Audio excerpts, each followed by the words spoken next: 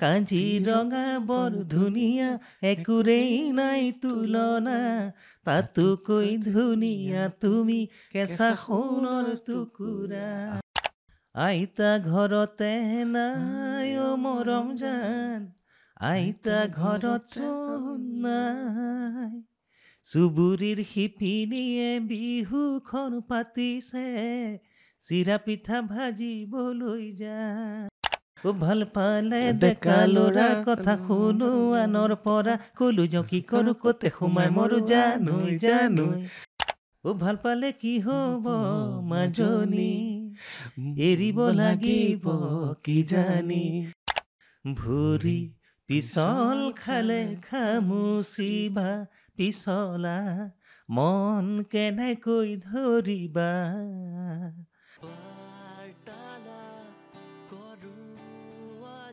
ভিডিঅ'টো ক্লিক কৰাৰ বাবে ধন্যবাদ চাবলৈ আৰম্ভ কৰিছে বাৰ্তালাপ মই চক্ৰপাণী পৰাশৰ কোন আহিছে আৰু তেখেতৰ কণ্ঠত কি যাদু আছে 90 দশকৰ অসমৰ প্ৰত্যেকগৰাকী যুৱক যুৱতীৰ হিয়াৰ আমঠু তেখেতে প্ৰায় মই অনুমান কৰিব বিচাৰিছোঁ প্ৰায় 5000 গীতত তাতকৈ বেছি হ'লেও কম নহয় তেওঁ কণ্ঠনি কৰাইছে তেখেতে প্ৰায় 1000তকৈ অধিক গীত তেওঁ সুৰ কৰিছে প্ৰায় 2000তকৈ অধিক গীত তেখেতে লিখিছে কেৱল সিমানেই নহয় তেখেতে অসমৰ বাবে অসমীয়া গীত বাহিৰৰ শিল্পীক গুৱাইছে এটা সময়ত তেখেতৰ অজস্ৰ গীত জনপ্ৰিয় হৈছে আৰু তেখেতৰ কণ্ঠ আজিও একেই আছে তেখেত আন কোনো নহয় তেখেত হৈছে অনুপম শইকীয়া ডাঙৰীয়া অনুপম দা নমস্কাৰ জনাইছোঁ নমস্কাৰ দেই প্ৰথম ভাল লাগিছে ধন্যবাদ যে বাৰ্তালাপ অনুষ্ঠানটি মই চাই থাকোঁ ধন্যবাদ আৰু অতি জনপ্ৰিয় আৰু বিশেষকৈ মানে যদি কওঁ যেন এজন আঁত ধৰোঁতা হিচাপে তোমাৰ যিটো আচলতে হাঁহিমুখীয়া দখল গতিকে বা অনুষ্ঠানৰ এটা শৈলী মানদণ্ড সম্পূৰ্ণৰূপে নিভাবৰ কাৰণে যিখিনি লাগে সেইখিনি তোমাৰ মাজত সদায় পাই আহিছোঁ যে ধন্যবাদ সেইকাৰণে অনুষ্ঠান চাওঁ আজি মই তোমাৰ এই অনুষ্ঠানৰ সমভাগী হ'বলৈ পাই সঁচাকৈ নথৈ ধন্যবাদৰ পাত্ৰ বুলি ভাবিছোঁ নিজকে আৰু খুব সুখী হৈছোঁ ধন্যবাদ আপুনি অহাৰ বাবে ভাল লাগিলে মই বহুত দিনৰ পৰা ভাবি আছিলোঁ যে অনুপম দাৰ আৰম্ভণিৰ পৰা 35 বছৰীয়া সংগীতৰ যাত্ৰা আমি আৰ্কাইভ কৰি ৰাখিব বিচাৰোঁ আৰু তাৰ বাবে আজি এই অনুষ্ঠানটো আৰম্ভণিৰ পৰা শেষলৈকে বহুত কথা আমি পাতিবলৈ চেষ্টা কৰিম কেৱল সিমানেই নহয় অনুপম দাৰ ঘৰ আৰু মোৰ ঘৰ একেবাৰে ওচৰতে বিশ্বনাথ চাৰিআলিত অনুপম দাৰ ঘৰ মোৰ ঘৰ গহপুৰত গতিকে সেইফালৰ পৰাও এটা আপোনত্ব আছে আৰু এতিয়াও যদি কওঁ তেতিয়াহ'লে ৰাজগড়ত মই থাকোঁ অনুপম দাৰ ঘৰো ৰাজগড় মাত্ৰ এটা বাইলেনৰ ইপাৰ সিপাৰ গতিকে বহুতখিনি কথা আছে পাতিবলৈ চেষ্টা কৰিম অনুপম দা নতুন গান আপুনি ৰিলিজ কৰি আছে মই আপোনাক দুটা কথা আপোনাৰ বিষয়ে কৈ ল'ব বিচাৰিছোঁ মোৰ ভাল লগা প্ৰথম কথা আপোনাৰ কেছেটত যেনেকুৱা কণ্ঠ আজিলৈকে আপুনি সেই একেটা কণ্ঠ আপুনি মানে কণ্টিনিউ কৰি ৰাখিছে বৰ্তাই ৰাখিছে তাত অকণমানো ইফাল সিফাল হ'বলৈ দিয়া নাই 1 নম্বৰ 2 নম্বৰ আপোনাৰ কেছেটত যি ফটো দেখিছিলোঁ বেটুপাতত কেছেটৰ কভাৰত সেই চুলিৰ ষ্টাইল আজিও সেই একেই আছে আপোনাৰ এইখিনিতে থকা তিলটো বা মাহটো সেইটো সকলোৰে চিনাকি যে সেয়া অনুপম শইকীয়া ডাঙৰীয়া কোনোবাই যদি আপোনাৰ চকুকেইটা বা নাকটো দেখাই দিয়ে তেতিয়া কৈ দিব যে এখন অনুপম শইকীয়া ডাঙৰীয়াৰ চেহেৰা ঠিক একেদৰে আপোনাৰ মুচকুচাও তেতিয়াৰ পৰা আজিলৈকে প্ৰায় একেই দেখিছোঁ আমি হয়তো এডাল দাড়ি বা চুলি পকিছে তাৰ বাহিৰে আপোনাৰ অকণো চেঞ্জ হোৱা নাই আপুনি আজিলৈকে প্ৰথম মোৰ প্ৰশ্নই সেইটো কেনেকৈ নিজক ইমানখিনি মেইনটেইন কৰি ৰাখিব পাৰে আচলতে মই ভাবোঁ যে সকলোবিলাক হৈছে মনৰ সুখৰ কথা আৰু সুখ বোলা বস্তুটো সুখ বুলি মানুহ বুলিয়া নেদেখে সুখৰ মুখ সুখ বিচাৰোঁতে পায় মানুহে দুখৰ উপৰি দুখ গতিকে সেই যে কবিতাসমূহ আমি পঢ়ি আহিছিলোঁ তেনেকুৱা কথাবিলাক গতিকে সেইবিলাক কথাৰ আচলতে নিশ্চয়কৈ তাৰমানে অৰ্থ আছে গতিকে মই আচলতে সকলো সময়তে সুখী হৈ থাকিব পাৰোঁ গতিকে দুখৰ বোজাটো মই বেছি নোলোৱাকৈ থাকোঁ এটা মুকলি মন লৈ পেলাই থাকোঁ ঠিক আৰু মোৰ মায়ে সদায় এটা কথাই কয় যে পবিত্ৰ হৃদয় যাৰ ঈশ্বৰ সহায় তাৰ গতিকে সেই কথাবিলাকক সৰুগত কৰি ৰাখোঁ গতিকে তাৰ লগতে ৰাইজৰ সেই আশীৰ্বাদ সেইখিনিও এটা মূল কাৰণ বুলি ভাবোঁ মই নিজকে এই ক্ষেত্ৰত সকলোৱে কয় অৱশ্যে কিন্তু মই নিজকে এই ক্ষেত্ৰত সাংঘাতিক কিবা কেয়াৰফুল বুলি নাভাবোঁ কিন্তু এই যে মনটো এনি টাইম উদং হৈ থাকে মনৰ মাজত এটা পবিত্ৰতা থাকিব লাগে সেইখিনি থাকে বেয়াকৈ কথাবিলাকৰ মাজত বেছি সোমাই নাথাকোঁ।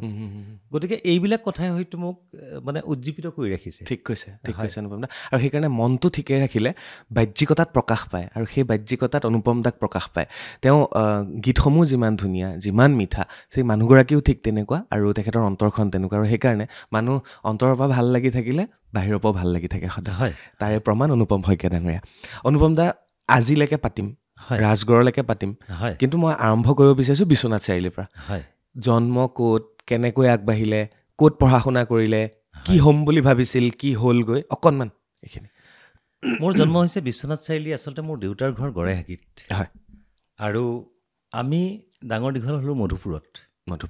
আগতে গড়েহাগি আৰু মধুপুৰ একেটা অঞ্চলেই আছিলে। পাছত মানে গাঁও দুখন ভাগ মানে হ'ল, ভাগ হোৱা নাই, মানে নামকেইটাৰ চেঞ্জ হ'ল, যে গড়েহাগি আৰু এটা পাৰ্ট মধুপুৰ।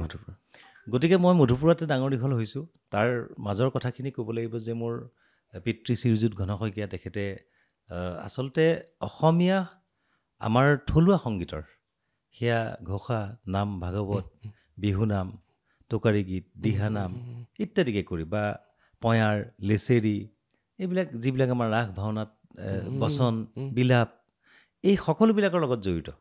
গতিকে মাও তেনেকুৱা, মাও পুথিপাজি পঢ়ি পেলাই বা আইনাম, বিয়ানাম, জোৰানাম এইবিলাক গাই পেলাই ভাল পাইছিলে, বা আনুষ্ঠানিকভাৱে এতিয়া সেইখিনি কৰে। নামঘৰত কিবা এটা গোৱাৰ ক্ষেত্ৰত হওক, পুথিপাজি পঢ়াৰ ক্ষেত্ৰত হওক, বিহু মৰাৰ ক্ষেত্ৰত হওক। গতিকে সেই পৰিৱেশটো মই ঘৰৰ পৰা পাই আহিছোঁ, বিশ্বনাথ চাৰিআলি ঘৰৰ পৰা। আৰু সেইটো মই হয়তো মানে গৰ্ভত থকা অৱস্থাৰ পৰাই পাইছোঁ। সেইকাৰণে মোৰ অসমীয়া সংগীতৰ প্ৰতি, অসমীয়া সংস্কৃতিৰ প্ৰতি, সাহিত্যৰ প্ৰতি এটা মানে সাংঘাতিক ধাউতি আছে। কি জানিবা, মই নজনাকৈ দেই। তাৰপিছত মই বিহপুৰীয়াত 2টা বছৰ পঢ়িছোঁ, প্ৰথম মান শ্ৰেণী আৰু দ্বিতীয় মান শ্ৰেণী। বিহপুৰীয়া আচলতে মোৰ মামাৰ ঘৰ। গতিকে মামাৰ ঘৰত থাকি পেলাই সেই 2টা বছৰ পঢ়িছোঁ খুৰা গোৱাল গাঁৱত, বিহপুৰীয়াৰ। গতিকে তাতো এটা সাংগীতিক পৰিৱেশ পালোঁ। তাত মইনা মেল হ'ল, মইনা পাৰিজাত। আমি শনিবাৰে দেওবাৰে নামঘৰৰ কাষত থকা ক্লাব ঘৰত হাৰমনিয়াম তাবলা উলিয়াই পেলাই অলপ চৰ্চা কৰাৰ সুবিধা পাইছিলোঁ। তাতে গীত প্ৰথম আৰম্ভ কৰিলোঁ। গতিকে তেনেকৈ গোটেই জীৱনৰ পৰিক্ৰমাটো আগবাঢ়িল। তাৰপিছত 3য় শ্ৰেণীৰ পৰা আকৌ বিশ্বনাথ চাৰিআলিলৈ আহিলোঁ। বিশ্বনাথ চাৰিআলিত অহাৰ পাছতো মোৰ লগ বন্ধু বা গোটেই পৰিৱেশটো এটা সাংস্কৃতিক পৰিৱেশ পালোঁ, বা ৰাইজে খুব মৰম কৰিছিলে। সৰু ল'ৰা, মই গান চান গাব জানো, বা তেতিয়া বাঁহী বজাইছিলোঁ, ঢোল বজাওঁ, খোল বজাওঁ, বেলেগ বেলেগ আৰ্টিষ্টৰ লগত, কেতিয়াবা ঢোলক, কেতিয়াবা তবলা, কেতিয়াবা থুম্বা, কংগু, বা কেতিয়াবা কীবৰ্ড, কেতিয়াবা হাৰমনিয়াম, এনেধৰণৰ ইনষ্ট্ৰুমেণ্টবিলাক মই বজাইছিলোঁ, মানে নিজে গোৱাৰ উপৰি। গতিকে তেনেকৈয়ে আচলতে জীৱনৰ পৰিক্ৰমাটো আগবাঢ়ি গ'ল। কিন্তু মই যে কিবা ছাপ'জ সাংস্কৃতিক ক্ষেত্ৰখনৰ লগত এনেকৈ জড়িত হ'ম, কেতিয়াও সপোনতো ভবা নাছিলোঁ।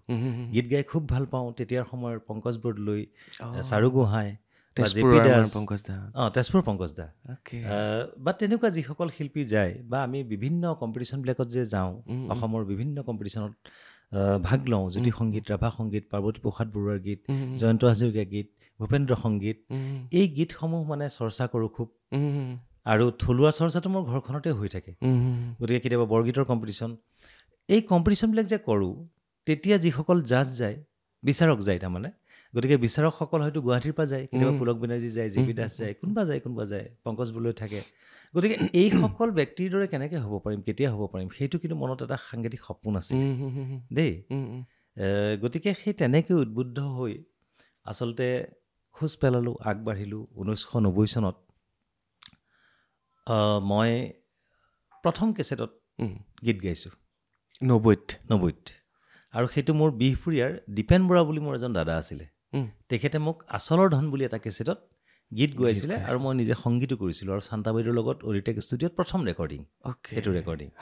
তাৰ আগতে কেতিয়াবা আমি মইনা মেলত অকণিৰ চূড়া বা তেনেকুৱা অনুষ্ঠান থাকে নহয় আগতে অল ইণ্ডিয়া ৰেডিঅ'ৰ, তেনেকুৱা অনুষ্ঠান এবাৰ দুবাৰ কৰিবলৈ আহিছোঁ। প্ৰথম যেতিয়া কেছেটত গান গাইছে, ৰেকৰ্ডিং কৰিছে, তেতিয়া আপোনাৰ বয়স কিমান আছিলে? তেতিয়া মই মেট্ৰিক দিছোঁ। মেট্ৰিক দিছিলে? হয়, ধৰি লওক 15-16 বছৰ, 90 চনত। গতিকে সেয়ে মোৰ প্ৰথম আৰম্ভণি। প্ৰথম গীতটো যেতিয়া মই গালোঁ, গোৱাৰ পাছতে তেতিয়া মোক মানে ভূপেনজীৰ দেৱে মানে মোক কোচত লৈছে যে তোমাৰ ভৱিষ্যত আছে। সংগীতা বৰঠাকুৰ বাইদেৱে মোক পাইছিলে, বাইদেৱে মোক কোচত লৈ পেলাই চুমা খাইছে। গতিকে যতীন শৰ্মা, আমাৰ মাইনাদা মুম্বাইত থাকে, গতিকে সংগীত পৰিচালক, তেখেতে ৰেকৰ্ডিং কৰিছিলে। আৰু এটা ৰাতিৰ ভিতৰতে গোটেই কেছেটটো কৰিবলগীয়া হৈছিলে, কাৰণ 2 ট্ৰেক ৰেকৰ্ডিং। গতিকে একেলগে গাবও লাগিব, একেলগে বজাবও লাগিব। গতিকে সেই সময়ৰ ছাপ'জ পুৰন্দৰ বড়ো বা আমাৰ বাঁহীবাদক পৰমেশ্বৰ বসুমতাৰী, সেইসকল মিউজিচিয়ানছ আছিলে। গতিকে সেই তাৰ আৰু সেইটো ভূপেন উজীৰ ডাঙৰীয়াৰ ষ্টুডিঅ'ত হৈছিলে, শান্তা বাইদেউ আৰু অদিতেকত। হয়, বাহ, 1990 চনৰে কাহিনী সেয়া। আৰু সেই কণ্ঠ যেতিয়া শুনিলে, কেছেটটোৱে সাংঘাতিকভাৱে প্ৰচাৰ প্ৰসাৰ লাভ নকৰিলে, কিন্তু তাৰ মাজতো 2-4 যি কেছেট শুনিলে, কেছেটত মোৰ কণ্ঠটো শুনিলে, শুনাৰ পাছত বহুতেই আচলতে অনুপ্ৰেৰণা যোগাবলৈ নে গীতসমূহ ভালকৈ কৰাৰ ক্ষেত্ৰতেই কিবা এটা অনুদান যোগাবলৈ মোক যোগাযোগ কৰা হ'ল। গতিকে তাৰ পৰা মই আৰু ধাৰাবাহিকভাৱে মানে কণ্টিনিউ ৰৈ থাকিবলগীয়া নহ'ল। পঢ়া শুনাৰ লগত চলি থাকিলে? পঢ়া শুনাৰ লগত চলি থাকিল, কিন্তু মই আচলতে বিশ্বনাথ চাৰিআলিৰ আমাৰ বিশ্বনাথ কমাৰ্চ কলেজত পঢ়িছিলোঁ। আৰু হায়াৰ ছেকেণ্ডেৰী ফাৰ্ষ্ট ইয়েৰত মই কমাৰ্চ কলেজৰ জেনেৰেল ছেক্ৰেটেৰী আছিলোঁ। আপুনি বিজনেছ লাইনতে গৈছিলে? নহয়, বিজনেছ লাইনত নহয়, সেয়া মোৰ ইলেকশ্যন নাছিল, কিন্তু চিলেকশ্যন আছিলে। গতিকে চিলেকশ্যন কৰি সকলোৱে জেনেৰেল ছেক্ৰেটেৰী পাতি দিলে। তাৰপিছত হায়াৰ ছেকেণ্ডেৰী পাছ কৰি তাৰ পৰা মই দৰং কলেজত আহি BCom পঢ়িলোঁ। কিন্তু মই BCom পঢ়িলোঁ, দৰং কলেজত বহু বেছি সময় দিব নোৱাৰিলোঁ, কাৰণ মই যিহেতু গুৱাহাটীতেই থাকোঁ। আৰু গুৱাহাটীত মই আহি পেলাই প্ৰথম অলংকাৰ হোটেলত বহু কেইবছৰ থাকিলোঁ। অলংকাৰত তাৰপিছত মুক্তা লজত থাকিলোঁ। আৰু সেইটো সময়ত মোক সাংঘাতিকভাৱে মানে সহায় কৰিছিলে যিকোনো ক্ষেত্ৰতে, সেইজন হৈছে মহানন্দ মজুমদাৰ বৰুৱা। ভাইটিদাই মোক মানে ভাইটিদা বুলি মাতোঁ, ভাইটিদাই মোক নেৰেই, লগত লৈ থাকে। নহ'লে ভাইটিদাই আহি অলংকাৰত মোৰ লগত শুব, নহ'লে মই তেওঁৰ লগত শুবলৈ যাব লাগিব। 383 এখন এম্বেচাডৰ আছিলে। গতিকে ৰাতিপুৱা অলংকাৰত আমি মানে মুখ হাত ধুই পেলাই একদম অলংকাৰ সন্মুখত এখন মানে মাৰোৱাৰী হোটেল আছিলে, পুৰি চব্জি পায়। ৰাতিপুৱা আমি পুৰি চব্জি এটা, ৰসগোল্লা, একাপ চাহ খাই পেলাই ওলাই যাওঁ। আৰু ভাইটিদা আছিলে খুব চৌখিন মানুহ। তাৰপিছত আমি পেৰাডাইজত ভাত খাওঁ। আৰু তেতিয়া মানে মোক ভাইটিদাই শিকাইছিলে, তেতিয়া আমি গাঁৱৰ ল'ৰা, গতিকে ইয়াত কাম কৰিবলৈ আহিছোঁ, খুব মৰম পাইছোঁ, কিন্তু গুৱাহাটীৰ যি জাক জমকতা সেইখিনিৰ বিষয়ে ইমান জ্ঞাত নহয়। গতিকে ভাইটিদাই মোক ক'লে যে মই যি কৰিম তুমি তাকেই তুমি কৰি যাবা, তেনেকৈ ক'লে। মই ঠিক আছে। গতিকে তেওঁ মোক বিভিন্ন মানে সেই সময়ত ৰাজমহল হোটেল, ব্ৰহ্মপুত্ৰ অশোকা হোটেল বা পেৰাডাইজ হোটেল, এনেকুৱা যিবিলাক মানে বিশাল তাৰমানে ক্ষেত্ৰ, সেই ক্ষেত্ৰবিলাকলৈ তেওঁ মোক লৈ যায়, সেই পৰিৱেশবিলাকৰ লগত একাত্মক কৰিবলৈ। গতিকে মই তেওঁ যি কৰে সেইটোৱে কৰি থাকোঁ আৰু ধুনীয়াকৈ। গতিকে তেতিয়া মই বিভিন্ন কেছেটত গীত গাওঁ। তাৰপিছত আহিলে ৰেডিঅ'ৰ কথা, অল ইণ্ডিয়া ৰেডিঅ'ত অডিশ্যন দিবৰ কাৰণে এপ্লিকেশ্যন কৰি থৈছিলোঁ। আৰু এপ্লিকেশ্যন মৰ্মে মোৰ মানে অডিশ্যন দিবৰ কাৰণে কলিং লেটাৰ গ'ল। কিন্তু সেইদিনা আছিলে মোৰ ফ্ৰেন্স ষ্টুডিঅ'ত। তেতিয়া ষ্টুডিঅ' মাত্ৰ ফ্ৰেন্স, ফিল্মক্ৰাফ্ট আৰু অডিটেক, তিনিটাই ষ্টুডিঅ' আছিলে। ৰাজগড় 2 নম্বৰ বাইলেণ্ডত আমি ৰাজগড়ৰ পৰা সোমালে লেফ্ট চাইডে যিটো প্ৰথম ষ্টুডিঅ' পায়, আগতে ফ্ৰেন্স ষ্টুডিঅ' আছিলে, বৰ্তমান নাই বাৰু, ধ্ৰুৱ শৰ্মা তেখেতৰ আছিলে। তাৰপিছত ফিল্মক্ৰাফ্ট অকণমান আগলৈ গৈ সন্ধ্যা মেনন বাইদেউৰ মানে স্বপনদাৰ, আৰু অডিটেক ভূপেন উজীৰ, এই তিনিটাই ষ্টুডিঅ'। গতিকে সেই মানে ফ্ৰেন্সত মই ৰেকৰ্ডিং কৰি থাকোঁতেই সেইদিনা মোৰ ৰেকৰ্ডিং আছে। গতিকে ৰেকৰ্ডিঙত সেইদিনা মই দুধুৰ-মুধুৰীয়া হৈছোঁ যে ৰেকৰ্ডিং কৰিলে মই পইচা পাম, আৰু সিফালে যদি তাত অডিশ্যন দিবলৈ যাওঁ তেতিয়াহ'লে মই পইচা নাপাম। গতিকে মই এখন এপ্লিকেশ্যন লৈ পেলাই অল ইণ্ডিয়া ৰেডিঅ'লৈ গ'লোঁ।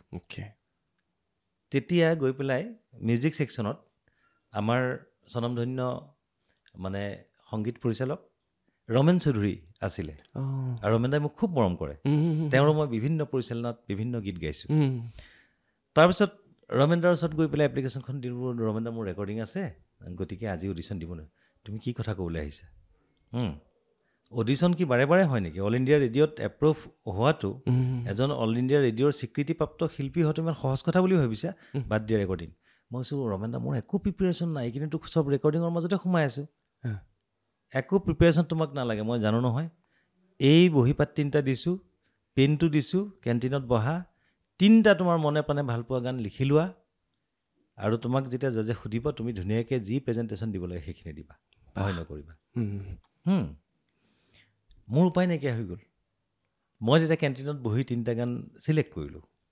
আৰু সেইটো সময়ত আমাৰ খুব ধাৰণা আছিল, আধুনিক গীতৰ কণ্ঠশিল্পী হ'লেও অডিশ্যনটোত আমি ক্লাছিকেল বেছ কিবা গাব লাগে তেতিয়া কিন্তু মই ক্লাছিকেল বেছ বুলি একো লোৱা নাই যিখিনি গান মানে গাই থাকোঁ এটা আৰিফুল হকৰ গান আছিলে কপৌ পাহি যিমান লাহি সিমান শুৱনি তাতোকৈও শুৱনি থয় বুকুৰ জোৰণি হুচেনাই চাই চাই হেঁপাহ নপলাই সেইটো গীত ল'লোঁ আৰু এটা বিজয় ভূঞাৰ বিলম্বিত কাহাৰপা ৰূপৰ তালৰ মানে আমি যিটো ফৰফৰ বুলি কওঁ গতিকে ফৰফৰৰে এটা বিলম্বিত কাহাৰপা গতিকে সেই ফৰফৰ এটি গীত ল'লোঁ কমাৰ্চিয়েল চং কিন্তু দেই আৰু এটা গীত ল'লোঁ পংকজ বৰদলৈ গাইছিলে দেশৰ সমান হ'ব কোন সেই গীতটি দেশেই আমাৰ প্ৰাণ দেশৰ মাটিতে গাওঁ আমি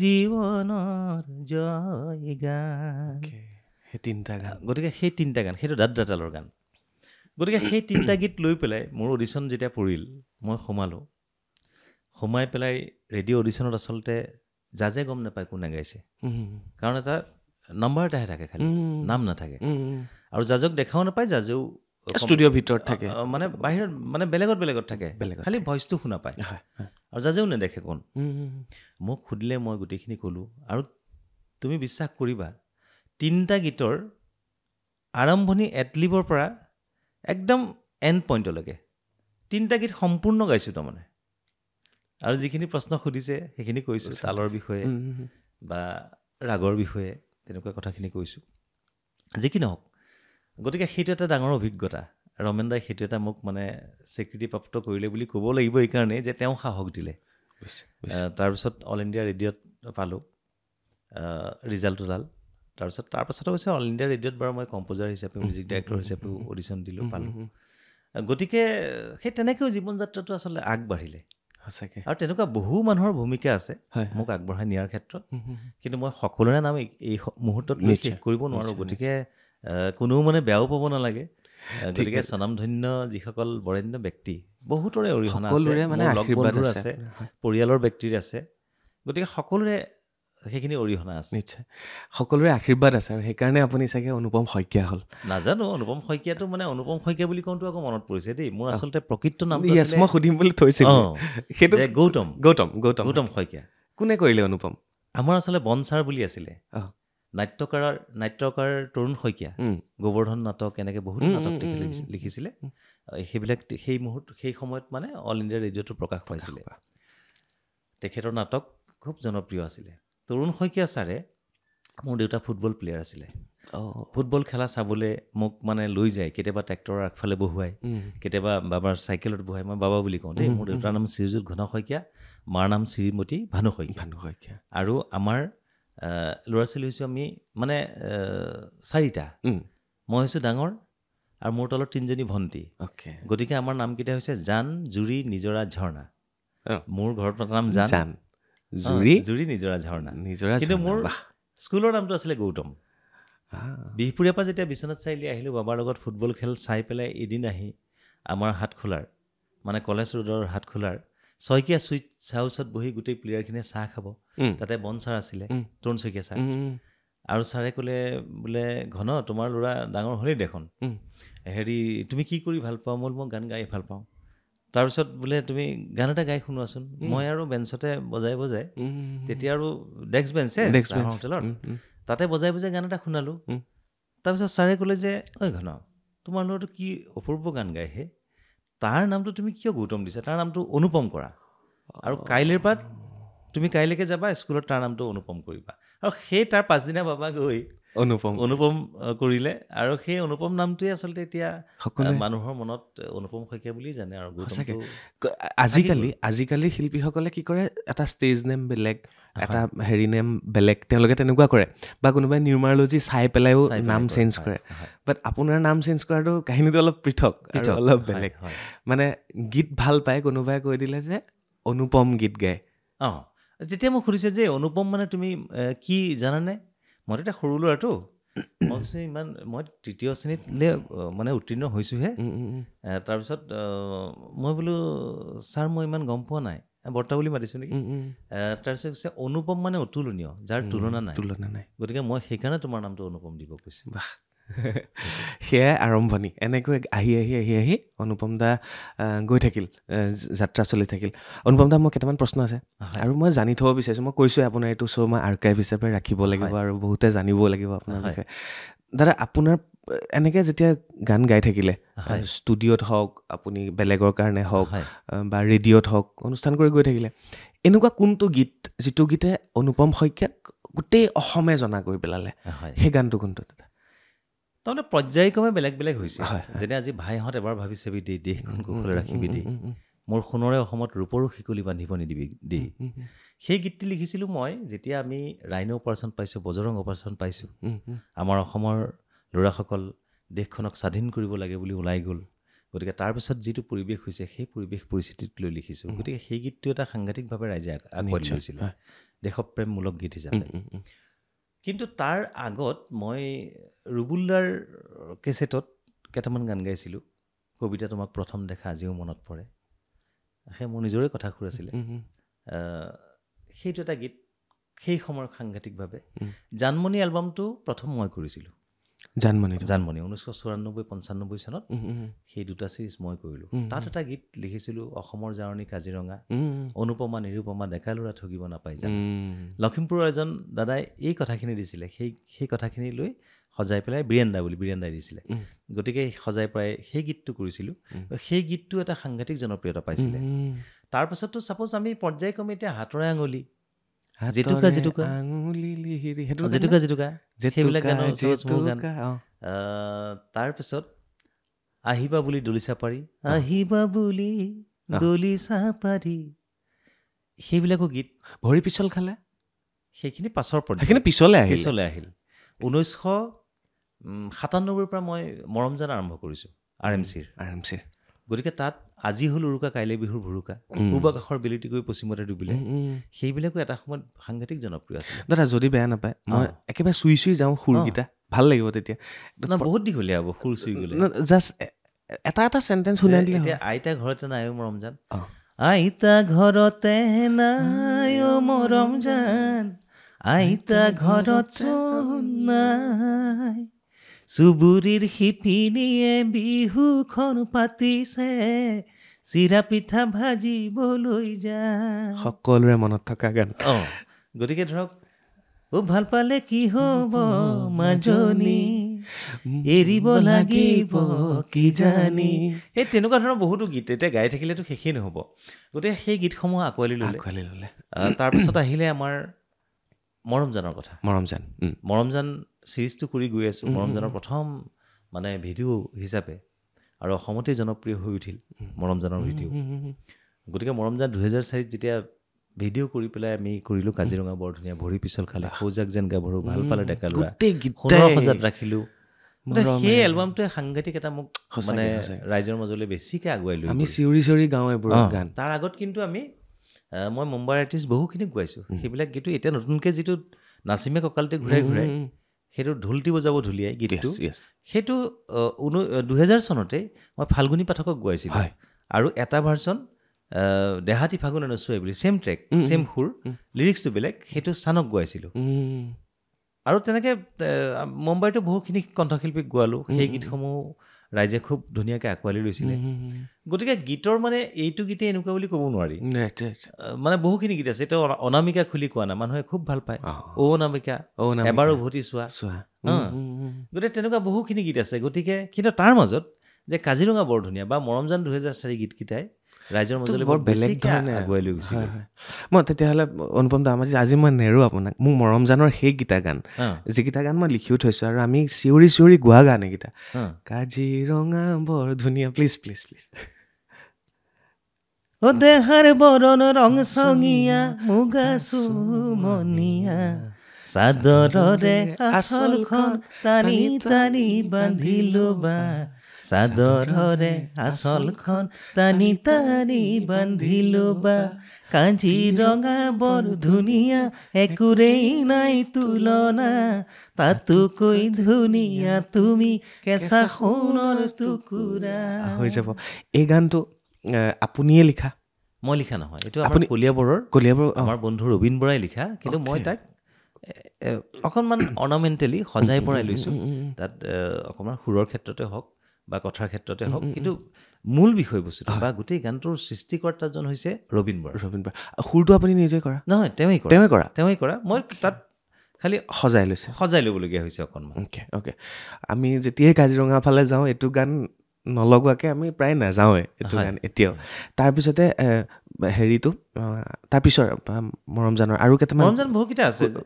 ভাল পালে ডেকা ল'ৰা কথা শুনো আনৰ পৰা, কলো যাওঁ কি কৰো কতে সোমাই মৰো জানো সৌজাক যেন গাভৰু নেচালেও নোৱাৰো, চালেও কি জানি জগৰ লাগে আৰু চাইনো চাই থাকিলেও চৰি আমি এনেই গোৱা মানুহে প্ৰত্যেকটো গানে মানে ইমান হৃদয় চুই যায়। আৰু যাকে সোধক এইকেইটা গান সকলোৱে চিঞৰি চিঞৰি গাব পাৰে, লিৰিক্সসমূহো মনত থকা গান। ভৰি পিছল খালে একেহে মৰম জানৰ আছিলে। ভৰি পিছল খালটো মৌচুম গগৈ লিখা মৌচুমৰ। গতিকে মৌচুমৰো সেই মানে পেঞ্চিল দি লিখা কাগজখন মোৰ এতিয়াও মনত আছে। মই তেতিয়া ৰাজগড় এটা ভাড়াঘৰত থাকোঁ, পিলিকদাহঁতৰ ভাড়াঘৰত থাকোঁ। মৌচুম তেতিয়া মোৰ লগত খুব অহা যোৱা কৰি থাকে, আহে, সি কলেজত পঢ়ি আছে। তাৰপিছত ইফালে নয়ন নীলিম, তেওঁলোক অহা যোৱা কৰি থাকে, নিজৰ ভাইটিৰ নিচিনা আৰু। মৌচুমে মানে মোক দেখুৱালে যে ককাইদেউ গীত এটা লিখিছোঁ, চাওকচোন কেনেকুৱা হ'ব। মই বেলেগক দেখুৱাইছিলোঁ, বৰ পচন্দ কৰা নাই। তাৰপিছত মই চালোঁ, মই বোলো গাই শুনোৱাচোন। মই তেতিয়া XP60 দেই মোৰখন, XP60 লৈ কিবা গানৰ প্ৰগ্ৰামিং কৰি আছোঁ তেতিয়া। তাৰপিছত সি কৰ্ডটো ধৰিলোঁ, হেৰি কৰিলে, গালে। গাঁৱতে তেতিয়া মোৰ গীতটো ইমান লাগি নাথাকিল। তাৰপিছত গুচি গ'ল আৰু। মই ঠিক আছে, গান কৰিলে বৰ দেখা যাব দিয়া। সেই গীতটোৱে মোক ৰাতি ইমান ক্ৰিয়া কৰি আছে, মনত পেলাবলৈ ইমান চেষ্টা কৰিছোঁ, কিন্তু মোৰ মনত পৰা নাই। তাৰমানে ইফালে তেতিয়াতো আৰু মোবাইলৰ যুগ নহয় সাঁচি ৰাখিবলৈ, মোবাইলৰ যুগ নহয় যে মই মৌচুমক আকৌ ফোন কৰিলেই পাম। তেতিয়াতো মোবাইল নাছিলে। আৰু সি ভাড়াঘৰত পঢ়ি থকা ল'ৰা এটা, লেণ্ডলাইনো নাই। মোৰ লেণ্ডলাইন আছে, কিন্তু এতিয়া তাক ফোন কৰিবলৈ তাৰ নাম্বাৰ নাইকিয়া। নাম্বাৰ মানে সেই ব্যৱস্থাটোৱেই নাইকিয়া। মৌচুম কেতিয়া আহিব, আকৌ পাছদিনা মৌচুম ভাগ্যফাল আহিলে। সি যেতিয়া আহি পেলাই বোলো ৰচোন মৌচুম, সিদিনা কালি দিয়া গানটো তুমি আকৌ এবাৰ শুনোৱাচোন। সি যেতিয়া শুনালে, সেই কাঠ পেঞ্চিলে লিখা সেই কাগজখন মোৰ এতিয়াও আছে, তাৰমানে এতিয়াও থৈ দিয়া আছে। যেতিয়া শুনালে, মই বোলো নাই মৌচুম, এইটো গান মই কৰিম। এইটো গানে মোক কিবা এটা চুইছে। তাৰমানে মই যেতিয়া সুৰ কৰোঁ, কেতিয়াবা ছাপ'জ কৰিব লাগে কাৰণে জবৰদস্তি সুৰ কৰা হয়। কেতিয়াবা কি হয়, সুৰবিলাক স্বতঃস্ফূৰ্তভাৱে ওলাই আহে। আৰু যেতিয়া স্বতঃস্ফূৰ্তভাৱে ওলাই আহে, ছাপ'জ মই বাথৰুমত থাকোঁতে বেছি সুৰৰ সৃষ্টি হয় দেই। গতিকে যেতিয়া ওলাই আহে, তাৰপিছত বহুখিনি কাম কৰাৰ পাছত যদি সেই সুৰটোৱে আকৌ বাৰে বাৰে টুকুৰিয়াই থাকে, আমনি যদি কৰে, তেতিয়া মই গম পাওঁ যে এই সুৰৰ মূল্যায়নটো অলপ বেলেগ ধৰণৰ হ'ব। ৰাইজে খুব সোনকালে আঁকোৱালি ল'ব, মোকেই যদি খুন্দিয়াই আছে। আৰু যিটো গীত মই সুৰ কৰাৰ পাছত ছাপ'জ সেই গীতটোৱে মোক ক্ৰিয়া কৰা নাই, তাক মনত পেলাবলৈ বহুত জোৰ কৰিবলগীয়া হৈছে, তেতিয়া গম পাওঁ যে এইটো ৰাইজৰ কাৰণে টান হ'ব। মানে তেনেকুৱা কিছুমান কথা আছে। গতিকে সেই মৌচুমৰ সেই গীতটোৱে মোক মানে ৰাতি ইমান আমনি কৰিছে, চালা মৌচুমক মই পাই যোৱা হ'লে মই এবাৰ শুনিবলৈ মন গৈছে। এই নেক্সট ডে যেতিয়া আহিলে, তাৰপিছত মৌচুমক বোলো লোৱা। তেতিয়া মই গীতটি একদম ধুনীয়াকৈ গভীৰভাৱে লৈ মই এইটো গীত কৰিমেই, কাগজখন দি থৈ যোৱা। মই সুৰটো তেতিয়াই মনত ৰাখি লৈছোঁ। তাৰপিছত মিউজিক কৰি পেলাই গীতটো মৰমজান 2004 কৰিছোঁ। আৰু সেইটো গানে ভৰি পিছল খালে। আকৌ মৌচুমতো আমাৰ সিফালৰে লখিমপুৰ। তাৰপিছত লখিমপুৰৰ আৰু এজন ল'ৰা আছিলে মোৰ, হেমন্ত ভূঞা। সোণৰ সজাত ৰাখিলোঁ মৰমেৰে। সেই গীতটো হেমন্তই মোৰ লগত বহু বছৰ কোৰাছ গাইছে।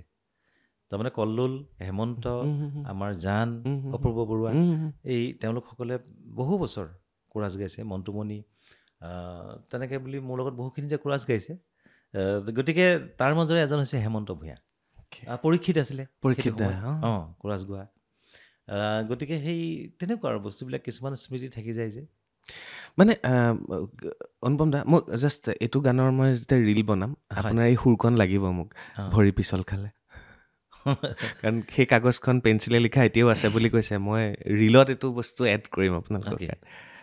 মন ভাগিলে বুলি মোৰে মৰমী, পেলাই দিব জানো পাৰিবা, ভৰি পিছল খালে খামুচিবা পিছলা মন কেনেকৈ ধৰিবা দাপোন ভাঙি গলে পেলাই দিবা পিছে মন ভাঙিলে বুলি উমুৰে মৰমি পেলাই দিব জানো পাৰিবা।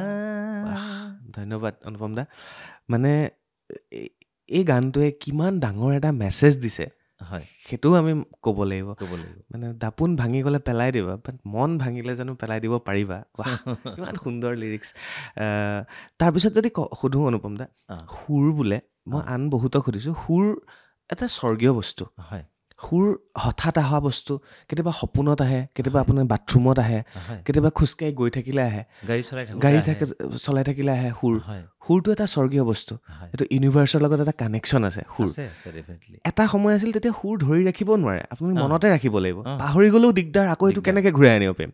আজিকালি বাৰু সুবিধা হ'ল, মোবাইলতে আপুনি গাই থৈ দিলে, পিছত আকৌ নেক্সট মনত পৰিলে আপুনি তাক ঠিক কৰিব পাৰে। সেই সময়ত কেনেকৈ সুৰবোৰ ধৰি ৰাখিছিলে আপোনালোকে? আচলতে তেতিয়াতো ডক্টৰ ভূপেন হাজৰিকা, খগেন মহন্ত বা দলি ঘোষ বাইদেউ এনেকুৱা ধৰণৰ যিসকল শিল্পী আছিলে ৰেডিঅ'ত, অল ইণ্ডিয়া ৰেডিঅ'ত, তেতিয়া আমি ৰেডিঅ'হে পাইছোঁ। গতিকে ৰেডিঅ'টো তাকো নিজৰ ঘৰত ৰেডিঅ' নাই, দুবেলা দুসাঁজী খাবৰ কাৰণেও অসুবিধা আছিলে এটা সময়ত।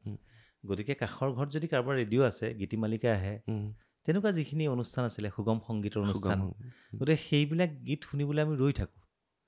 এটা গীত ছাপ'জ লিখি মানে গাই আছে, আমি মানে বহী এখন লৈ পেলাই পটাপট যিমান পাৰোঁ লিখি গৈছিলোঁ। মানে একেটা শব্দকে যদি ৰিপিট আহিছে, ৰিপিটটো মানে নিলিখোঁ, পাছৰ পিছত লিখিম ৰিপিটটো নিলিখোঁ কিয়, সেইটো শব্দ দুই লিখি দিওঁ তাৰমানে, যাতে পাছৰ শব্দটো মিছ নকৰোঁ লিখাত। গতিকে সেইদিনা আমাৰ হাফ ডাউন হৈ থাকে, একেদিনাই নহয়। আকৌ সেই গীতটো কেতিয়া দিব আকৌ ৰৈ থাকোঁ, গীত শুনি থাকোঁ, আকৌ আহি গ'ল। গতিকে তেনেকৈ গীত শিকিছিলোঁ আমি তেতিয়া সেইটো সময়ত। আৰু তেতিয়া আমি আচলতে হাৰমনিয়ামখনৰ অভাৱ আছিলে। মইতো ৩-৪ কিলোমিটাৰ এখন হাৰমনিয়াম বজাবৰ কাৰণে মই আমাৰ পল্লৱী গোস্বামী, তেওঁ বৰ ধুনীয়া কণ্ঠশিল্পী আছিলে, এতিয়াও গাই আছে বাৰু, কেছেটৰ জগতখনত নাই, মানে অনুষ্ঠানবিলাক কৰি থাকে। পল্লৱী গোস্বামী, তাৰপিছত আমাৰ বাবী বাইদেউ ঘৰত, অঞ্জনহঁতৰ ঘৰত, বুবৈহঁতৰ ঘৰত, লিখেনহঁতৰ ঘৰত, এইবিলাক মোৰ ঘৰৰ পৰা অন্ততঃ 3 কিলোমিটাৰ খোজকাঢ়িব লাগে। খোজকাঢ়ি স্কুল কৰি অহাৰ পাছত 3 কিলোমিটাৰ যাওঁ, 3 কিলোমিটাৰ আহোঁ হাৰমনিয়ামখন বজাবৰ কাৰণে। গতিকে সেইটো সময়ত তেনেকৈ শ্ৰম কৰিছিলোঁ। বা কাৰোবাৰ ওচৰত জ্যোতি সংগীত, ৰাভা সংগীত, এই গীতসমূহ শিকিবৰ কাৰণে। গতিকে কাৰোবাৰ ওচৰলৈ তেনেকৈ খোজকাঢ়ি ঢপলিয়াইছিলোঁ। কেতিয়াবা কোনোবাই ৰাস্তাত যদি পাই যে তোৰ ক'ত যাবা, আমুকত যাওঁ, মই আমুকলৈ যে মোৰ লগতে উঠাই কিনে, তেনেকৈ কৰি শিকিছিলোঁ আচলতে। হয়, তাৰপিছত কিন্তু বহু ব্যক্তিয়ে মোক সেইখিনি অৰিহণা যোগাইছে। আজি অল আছাম যেতিয়া জ্যোতি সংগীত, ৰাভা সংগীত তেজপুৰত হয়, সেইটো সময়ত তেজপুৰত কম্পিটিশ্যন কৰিবলৈ যাবলৈ মোৰ হাতত পইচা নাথাকে, বা ঘৰৰ পৰাও এইটো প্ৰভাইড কৰিব নোৱাৰে। তেতিয়া আমাৰ সঞ্জীৱ নাথ, তাৰপিছত আৰু এজন দাদা আছিলে আমাৰ, মই নামটো পাহৰি গৈছোঁ, সঞ্জীৱ দা আৰু বিশ্বনাথ ঘাটৰ দেই, মই পাছত ক'ম বাৰু নামটো। গতিকে সেই তেওঁলোকে তেওঁলোকৰ পইচা খৰচ কৰি পেলাই মোক গীত গোৱাবলৈ লৈ যায় অল আছাম কম্পিটিশ্যনবিলাকত। তেনেকুৱা সেই পল্লৱীয়ে মোক প্ৰথম, মই যাৰ কথা ক'লোঁ পল্লৱী গোস্বামী, তেওঁৰ দেউতাক আছিলে বাগানৰ মেনেজাৰ, আৰু মোৰ দেউতাই সেইখন বাগানতে কৰ্মৰত আছিল। আৰু দেউতা ফুটবল খেলৰ কাৰণে বিখ্যাত, গতিকে ফুটবলৰ কেপ্টেইন হিচাপে তাত নাম এটা মানে কি, বাবাৰ চাকৰিটোৰ কাৰণটো হৈছে সেইটো যে ফুটবল টীম এটা তৈয়াৰ কৰি পেলাই আমাৰ ফালৰ পৰা ফুটবল খেলাব লাগে। গতিকে বহুতো ল'ৰা ছোৱালীক প্ৰশিক্ষণ দি মানে দেউতাই সেই ফুটবল টীমটো কঢ়িয়াই লৈ ফুৰে বাগানত। আৰু তেতিয়া মই অনুষ্ঠানবিলাক কৰোঁ, তেতিয়া ছাপ'জ মোক এখন অনুষ্ঠানৰ কাৰণে 50 টকা দিয়ে, মিউজিচিয়ান পে'মেণ্ট কৰি মোৰ তাত 10 টকা 8 টকা এনেকুৱা পইচা এটা বাচে। আৰু তাৰ লগতে মই কি কৰোঁ, যিসকল শিল্পীয়ে তাত আৰু বেলেগ শিল্পীক মাতে নহয় গীত গাবলৈ, স্থানীয় শিল্পীসকলক, তেওঁলোকৰ লগত কাৰোবাৰ লগত বাঁহী বজাওঁ, কাৰোবাৰ লগত হাৰমনিয়াম বজাওঁ, কাৰোবাৰ লগত ঢুলুকি তাবলা বজাওঁ, এনেকৈ বজাই পেলাই আকৌ 5 টকাকৈ তেওঁলোকৰ পৰা মাননি পাওঁ। সেই পইচাখিনি লৈ আকৌ মাৰ কিটো বস্তু অভাৱ থাকিব পাৰে, যে পইচাটো এনেই খৰচ কৰি নিদিওঁ আৰু, যে মাৰ ছাপ'জ দেখিছোঁ যে হেতা এখনৰ বৰ প্ৰয়োজন আছে, গতিকে হেতাখন কিনি মালৈ লৈ যাওঁ, এনেকুৱা আৰু। প্ৰথম মানে প্ৰফেশ্যনেলি প্ৰথম মঞ্চ নিজৰ সংগীত শিল্পী বাদ্যযন্ত্ৰী লৈ পেলাই প্ৰথম ক'ত কৰিছিলে? নিজৰ মই একজেক্টলি ইমানখিনি মনত নাইকিয়া, নাথাকিব। কিন্তু মোৰ গুৱাহাটী যাত্ৰাত প্ৰথমখন অনুষ্ঠান হৈছে মোৰ Guwahati university youth festival. Gautam Sharma যেতিয়া কালচাৰেল ছেক্ৰেটৰী আছিলে, তেতিয়া গৌতম দাই মোক মাতিছিলে ইয়থ ফেষ্টিভেলৰ প্ৰগ্ৰাম কৰিবলৈ। আৰু তাৰপাছত মোৰ ইউনিভাৰ্চিটিৰ লগতো আৰু এটা কাল বহুত সময় গৈছে। ইউনিভাৰ্চিটিৰ এতিয়াতো বিচাৰকতো মাতে, গতিকে ইউনিভাৰ্চিটিত মানে বহু সময় কটালোঁ। তাৰপাছত আপুনি ইউনিভাৰ্চিটি কমাৰ্চ বিষয় লৈ পেলাই? নহয়, মই ইউনিভাৰ্চিটিত আচলতে পঢ়া নাই। কিন্তু ইউনিভাৰ্চিটিত মানে মোৰ গোটেইখিনি মানে যদিও দাদা নিচিনা, কিন্তু চব লগ বন্ধুৰ নিচিনা। যেতিয়াই মই ৰেকৰ্ডিঙৰ পৰা সময় পাওঁ তেতিয়াই তাত থাকোঁ। বুজিলোঁ। আৰু ইয়থ ফেষ্টিভেল পাতিলেও ছাপ'জ আমাৰ জাজ কাক মতা হ'ব, কি এই কথাবিলাকত বা এইবিলাক আৰ্টিষ্ট কাক মাতিম, এই কথাবিলাকক মানে মোক ইনক্লুড কৰি লয়, মানে ওতঃপ্ৰোতভাৱে জড়িত আৰু গোটেই ইউনিয়ন বডিয়ে হওক বা ছাৰহঁতেই হওক মোৰ লগত খুব ভাল সম্পৰ্ক। গতিকে তাৰপিছত এতিয়া আমাৰ জুবিন গাৰ্গকো একদম প্ৰথমটো অনুষ্ঠান কৰিবলৈ গুৱাহাটী ইউনিভাৰ্চিটিলৈ মই স্কুটাৰত বহুৱাই লৈ গৈছোঁ। হয় নেকি? লৈ গৈ তাতে আমাৰ তেতিয়া কিশোৰ ভট্টাচাৰ্য জেনেৰেল ছেক্ৰেটৰী। গতিকে তেতিয়া সেই কিশোৰ দাহঁতে মানে বাৰ্গেনিং কৰি মেলি এই অস্থায়ী কাৰ্যালয় যোনটো থাকে তাত কৰি পাছদিনা প্ৰগ্ৰেম। গতিকে তেনেকুৱা কিছুমান সময় গৈছে। গুৱাহাটী ইউনিভাৰ্চিটিত এৰি অহা সেই সোণালী দিনবিলাকৰ কথা লৈ পেলাই গীত লিখিছোঁ, এটা ৰিলিজ কৰা নাই, কৰিম। দাদা, আপুনি যিহেতু কমাৰ্চৰ আছিলে, ইকনমিক্স এইবিলাক ছাবজেক্ট ন, তো সেইটো আমি ভাবোঁ যে কমাৰ্চ যোনে পঢ়ে তেওঁলোকে ব্যৱসায় ক্ষেত্ৰখনত ভৰি থয়। তো কেতিয়াবা আপোনাৰ গান আৰু বিজনেছ, গানক কেতিয়াবা ব্যৱসায় দিশৰে আপুনি চাইছেনে কেতিয়াবা? নহয়, চাওক, আমি প্ৰথম কথা হৈছে কি, যিখন দেশৰ বায়ু পানী মাটিত আমি সৰগত কৰি পেলাই জীৱন নিৰ্বাহ কৰিছোঁ, সেই দেশখনৰ সাহিত্য সংস্কৃতিখিনি অধ্যয়ন কৰাটো বা জনাটো বৰ প্ৰয়োজনীয়। মই বহুত নাজানিব পাৰোঁ, অলপ জনাৰ যিটো মোৰ হেঁপাহ আছিলে, বা সেই ইনষ্ট্ৰুমেণ্টবিলাকেই হওক বা সেই জাতি জনগোষ্ঠীৰ যিবিলাক ঐতিহ্যই হওক, সেইবিলাক জানিবৰ কাৰণে মোৰ আগৰ পৰাই খুব হেঁপাহ আছিলে। সেইকাৰণে মই বাঁহী বজাব জানিছিলোঁ চাগে। কথাটো হৈছে সেইটো, বা ঢোল খোল নেগেৰা যে বজাব জানিছিলোঁ, কিয় জানিছিলোঁ? গতিকে মোৰ সেই জনাৰ হেঁপাহটো খুব বেছি। বুজিলোঁ।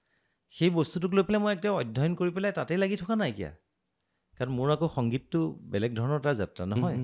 গতিকে গীত সংগীত যিমানেই কমাৰ্চিয়েল নহওক কিয়, তাৰ মাজত এটা মেছেজ থাকিলে বা এটা জাতীয় চেতনাৰ উদ্বুদ্ধ হৈ পেলাই কামটো কৰিলে, বা গীতটোৰ জৰিয়তে মানুহৰ মাজত এটা বাৰ্তা প্ৰেৰণ কৰিব পাৰিলে আচলতে খুব ভাল হয়। মই সেই আশাৰেই কামটো কৰোঁ। আজি চাপ'জ প্ৰফেচনেলিজিম কোনটোক কয়, মই গীতটি নিজে গাব লাগিছিলে, নিজে নেগাই মই চানক কিয় গোৱালোঁ, ঠিক কিয় গোৱালোঁ? আজি 300-400ৰ ওপৰত গীত মই জুবিন গাৰ্গক গোৱাইছোঁ, গতিকে কিয় গোৱাইছোঁ? সেইটো কমাৰ্চিয়েলিজিম। মানে সেইটো হৈছে কি, মই নিজে স্বাৰ্থটো ত্যাগ কৰিছোঁ, গীতটিক কেনেকৈ আগবঢ়াই লৈ যাব পাৰোঁ, গীতটিক কেনেকৈ প্ৰাণ দিব পাৰোঁ, তাক মানে কেনেকৈ মানুহৰ মাজলৈ সুদূৰ প্ৰসাৰী কৰিব পাৰোঁ, প্ৰচাৰ বঢ়াব পাৰোঁ, গতিকে সেইটো মোৰ হেঁপাহ। গতিকে সেইটো হৈছে কমাৰ্চিয়েলিজিম। গতিকে তাৰ কমাৰ্চিয়েল মানে এইটো অৰ্থ নহয় যে আমি অৰ্থ নাইকিয়া গান এটাত খুব ৰং চঙীয়া কৰি পেলাই ৰাইজলৈ আগবঢ়াই দিছোঁ, ৰাইজে নাচিছে, তাতে সীমাবদ্ধ। মই তেনেকৈ বুলি নাভাবোঁ। প্ৰত্যেকটো গীততে এটা মেছেজ থাকিব লাগিব। আৰু গীতৰ সৃষ্টিবিলাক কেনেকুৱা হয় যে পৰিৱেশ, পৰিস্থিতি, সময়, এই কথাবিলাক বহুত নিৰ্ণয় কৰে। সময়ে কি কৈছে, সেই সময়ত মই অসমৰ এজন সাংস্কৃতিক কৰ্মী হিচাপে মই কি কৰাটো উচিত, মোৰ চিন্তাৰে কেনেকুৱা ধৰণৰ কথা তাত মই উদ্বুদ্ধ হৈ পেলাই কেনেকৈ তাক আগবঢ়াই লৈ যাব পাৰোঁ। যেনে প্ৰত্যেকটো সময়তে আজি চাপ'জ অসমৰ আমি দেখিছোঁ যে বানপানীক দেখিছোঁ, বানপানীক লৈ গীত কৰিছোঁ। অনুপম দা, এটা বেলেগ প্ৰশ্ন মনত পৰিছে, মানে মোৰ জানিব মন গৈছে। ধৰক গীতিকাৰ আৰু সুৰকাৰ, আপুনি গীতিকাৰ, সুৰকাৰ, কণ্ঠশিল্পী, আপুনি সকলোখিনি আপোনাৰ মানে নলেজ আছে আৰু কৰিবৰ কাৰণে চেষ্টা কৰি আছোঁ। মানে সেইবিলাক আচলতে আমি সৰুৰে পৰা সেই পৰিৱেশটোৰ লগত জড়িত হৈ পেলাই সকলোৰে সেইখিনি যে দেখিছোঁ বহু ব্যক্তিৰ, সেইখিনি আহৰণ কৰি পেলাই নিজে কিবা এটা কৰাৰ হেঁপাহ কৰাৰ কাৰণে আচলতে সেই সুৰকাৰ, গীতিকাৰ, বাদ্যযন্ত্ৰী, সংগীত পৰিচালক, কণ্ঠশিল্পী, সেইখিনি হোৱাৰ আচলতে প্ৰধান কাৰণটো হৈছে যে যে ডক্টৰ ভূপেন হাজৰিকাদেৱ বা তেনেকুৱা যিসকল ব্যক্তি আছিলে সেই ব্যক্তিসকলৰ কথাৰে উদ্বুদ্ধ হৈছোঁ গীতিকাৰ সুৰকাৰ সেই সুৰৰ সেই মোহটো তাৰমানে পাহৰিব পৰা নাই এৰিব পৰা নাই গতিকে সুৰকাৰ হ'বলৈ ল'লোঁ গীত গোৱা স্বভাৱটোতো ঘৰখনৰ পৰাই পৰিৱেশটো পাইছোঁ সৰুৰে পৰাই গতিকে তাৰপিছত গুৱাহাটীলৈ অহাৰ পাছত গুৱাহাটীত যিহেতু মিউজিক এৰেঞ্জমেণ্ট কি বস্তু গতিকে ইনষ্ট্ৰুমেণ্টৰ প্ৰতি মই এনেও আগ্ৰহী এজন সংগীত পৰিচালক হ'বলৈ হ'লে কোনটো ইনষ্ট্ৰুমেণ্টৰ কেৰেক্টাৰ কেনেকুৱা তাৰ টোন কনচেপ্ট কেনেকুৱা কোনটো ইনষ্ট্ৰুমেণ্ট বয়িং হয় কোনটো ষ্টেকেটো হ'ব পাৰে ছাপ'জ চিটাৰখনত জ্বালাটো থাকিব আমি তাক কেনেকৈ ব্যৱহাৰ কৰিম বস্তুটো সেই বস্তুবিলাকৰ বিষয়ে জানিবৰ কাৰণে মোৰ হেঁপাহ যেতিয়া জাগিলে আৰু সেই বস্তুবিলাক যেতিয়া মনে মনে অধ্যয়ন কৰি থাকোঁ কোনোবাই বজালে চাই থাকোঁ গতিকে তেনেকৈ আচলতে শিকা হৈছে ধৰক এজন ডাইৰেক্টৰ মানে পৰিচালকৰ কথা কৈছোঁ তেওঁ ফিল্ম পৰিচালকেই হওক বা ছবি পৰিচালকেই হওক বা গীতৰ পৰিচালকেই হওক সেইটো এটা বেলেগ ধৰণৰ মজাও আছে দিয়কচোন কাৰোবাক আপুনি সেইমতে গীতটো গোৱাব পৰিচালনা কৰিব কিন্তু তাৰ মাজতো এটা দুখ সোমাই থাকে চাবচোন মই আপোনাক যদি বুজাব বিচাৰিছোঁ আপুনিও ফিল কৰিব ধৰক আপুনি ৫,০০০তকৈ অধিক গীত গাইছে আপুনি বিভিন্ন কণ্ঠশিল্পীক গীত গোৱাইছে জুবিন গাৰ্গকে হয়তো আপুনি ২৫০মান গীত গোৱাইছে কেতিয়াবা এনেকুৱা হৈ যায় ন ধৰক এইটো গীত মই সুৰ কৰিলোঁ মই কথা দিলোঁ মই ধুনীয়াকৈ ময়ে গাব পাৰিলোঁহেঁতেন মোৰ গানটো মোৰ কণ্ঠৰে জনপ্ৰিয় হ'লহেঁতেন বাট মই বেলেগক গোৱালোঁ সেই যিটো ত্যাগ হয় সেইটো এটা বেলেগ ধৰণৰ ত্যাগ আকৌ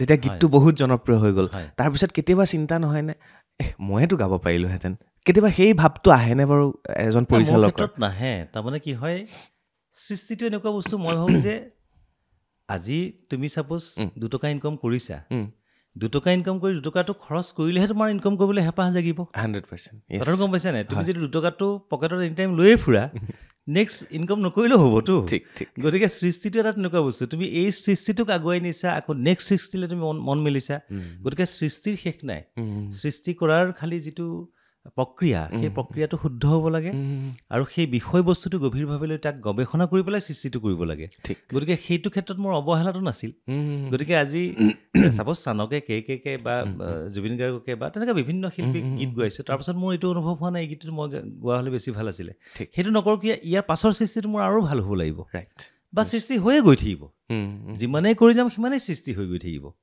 আৰু মোৰ সৃষ্টিটো মই যদি ছাপ'জ এটা গীত সৃষ্টি কৰিছোঁ সেইটো মোৰ কাৰণে সন্তান আজি মই এটা ল'ৰা ছোৱালী ডাঙৰ কৰিলে জন্ম দি পেলাই যেনেকৈ ডাঙৰ দীঘল কৰিম কোন স্কুলত পঢ়াম কেনেকৈ এজন ভাল নাগৰিক কৰি ৰাইজৰ মাজলৈ আগুৱাই দিম সেই যে হেঁপাহটো গীত এটাৰ ক্ষেত্ৰতো একেই কথা তাৰমানে গতিকে গীতটোক প্ৰাণ পাবৰ কাৰণে সেই কামটো কৰিছোঁ গীতটোক ৰাইজৰ আগলৈ আগুৱাই দিয়াৰ কাৰণে কামটো কৰিছোঁ মই গোৱাতকৈ বেছি ভাল হ'ব বুলি ভাবিহে তেওঁলোকক গোৱাইছোঁ গতিকে কেতিয়াও নহয় সেইটো মোৰ ক্ষেত্ৰত নহয় কাৰোবাৰ ক্ষেত্ৰত হ'ব পাৰে মই নাজানো মানে মোৰ ক্ষেত্ৰত কথা হৈছে কি এই সৃষ্টিটো মোৰ ৰাইজৰ মাজলৈ আগবঢ়াই দিলোঁ মানে আকৌ নেক্সট সৃষ্টি কৰিবই হ'ল তাৰমানে মোৰ সময় নাই যদি সেই সৃষ্টিটো ময়ে গাই পেলাই থৈ দিওঁ তাতেই মই জনপ্ৰিয়তাটো শেষ কৰিলোঁ মোৰ সৃষ্টি ক'ৰ পৰা হ'ব ঠিকে হয় অনুপম দা মই অকণমান বলিউডৰ ফালে গৈছোঁ আপুনি নিজে কৈছে চানক গান গোৱাইছে আপুনি কেক গান গোৱাইছে বা বলিউডৰ আন বহুতক গান গোৱাইছে অসমলৈ মাতি আনি বা তাত গৈ পেলাইও আপুনি গান গোৱাইছে মই সেই যেতিয়া কেকেৰ লগত আপুনি গান কৰিছিলে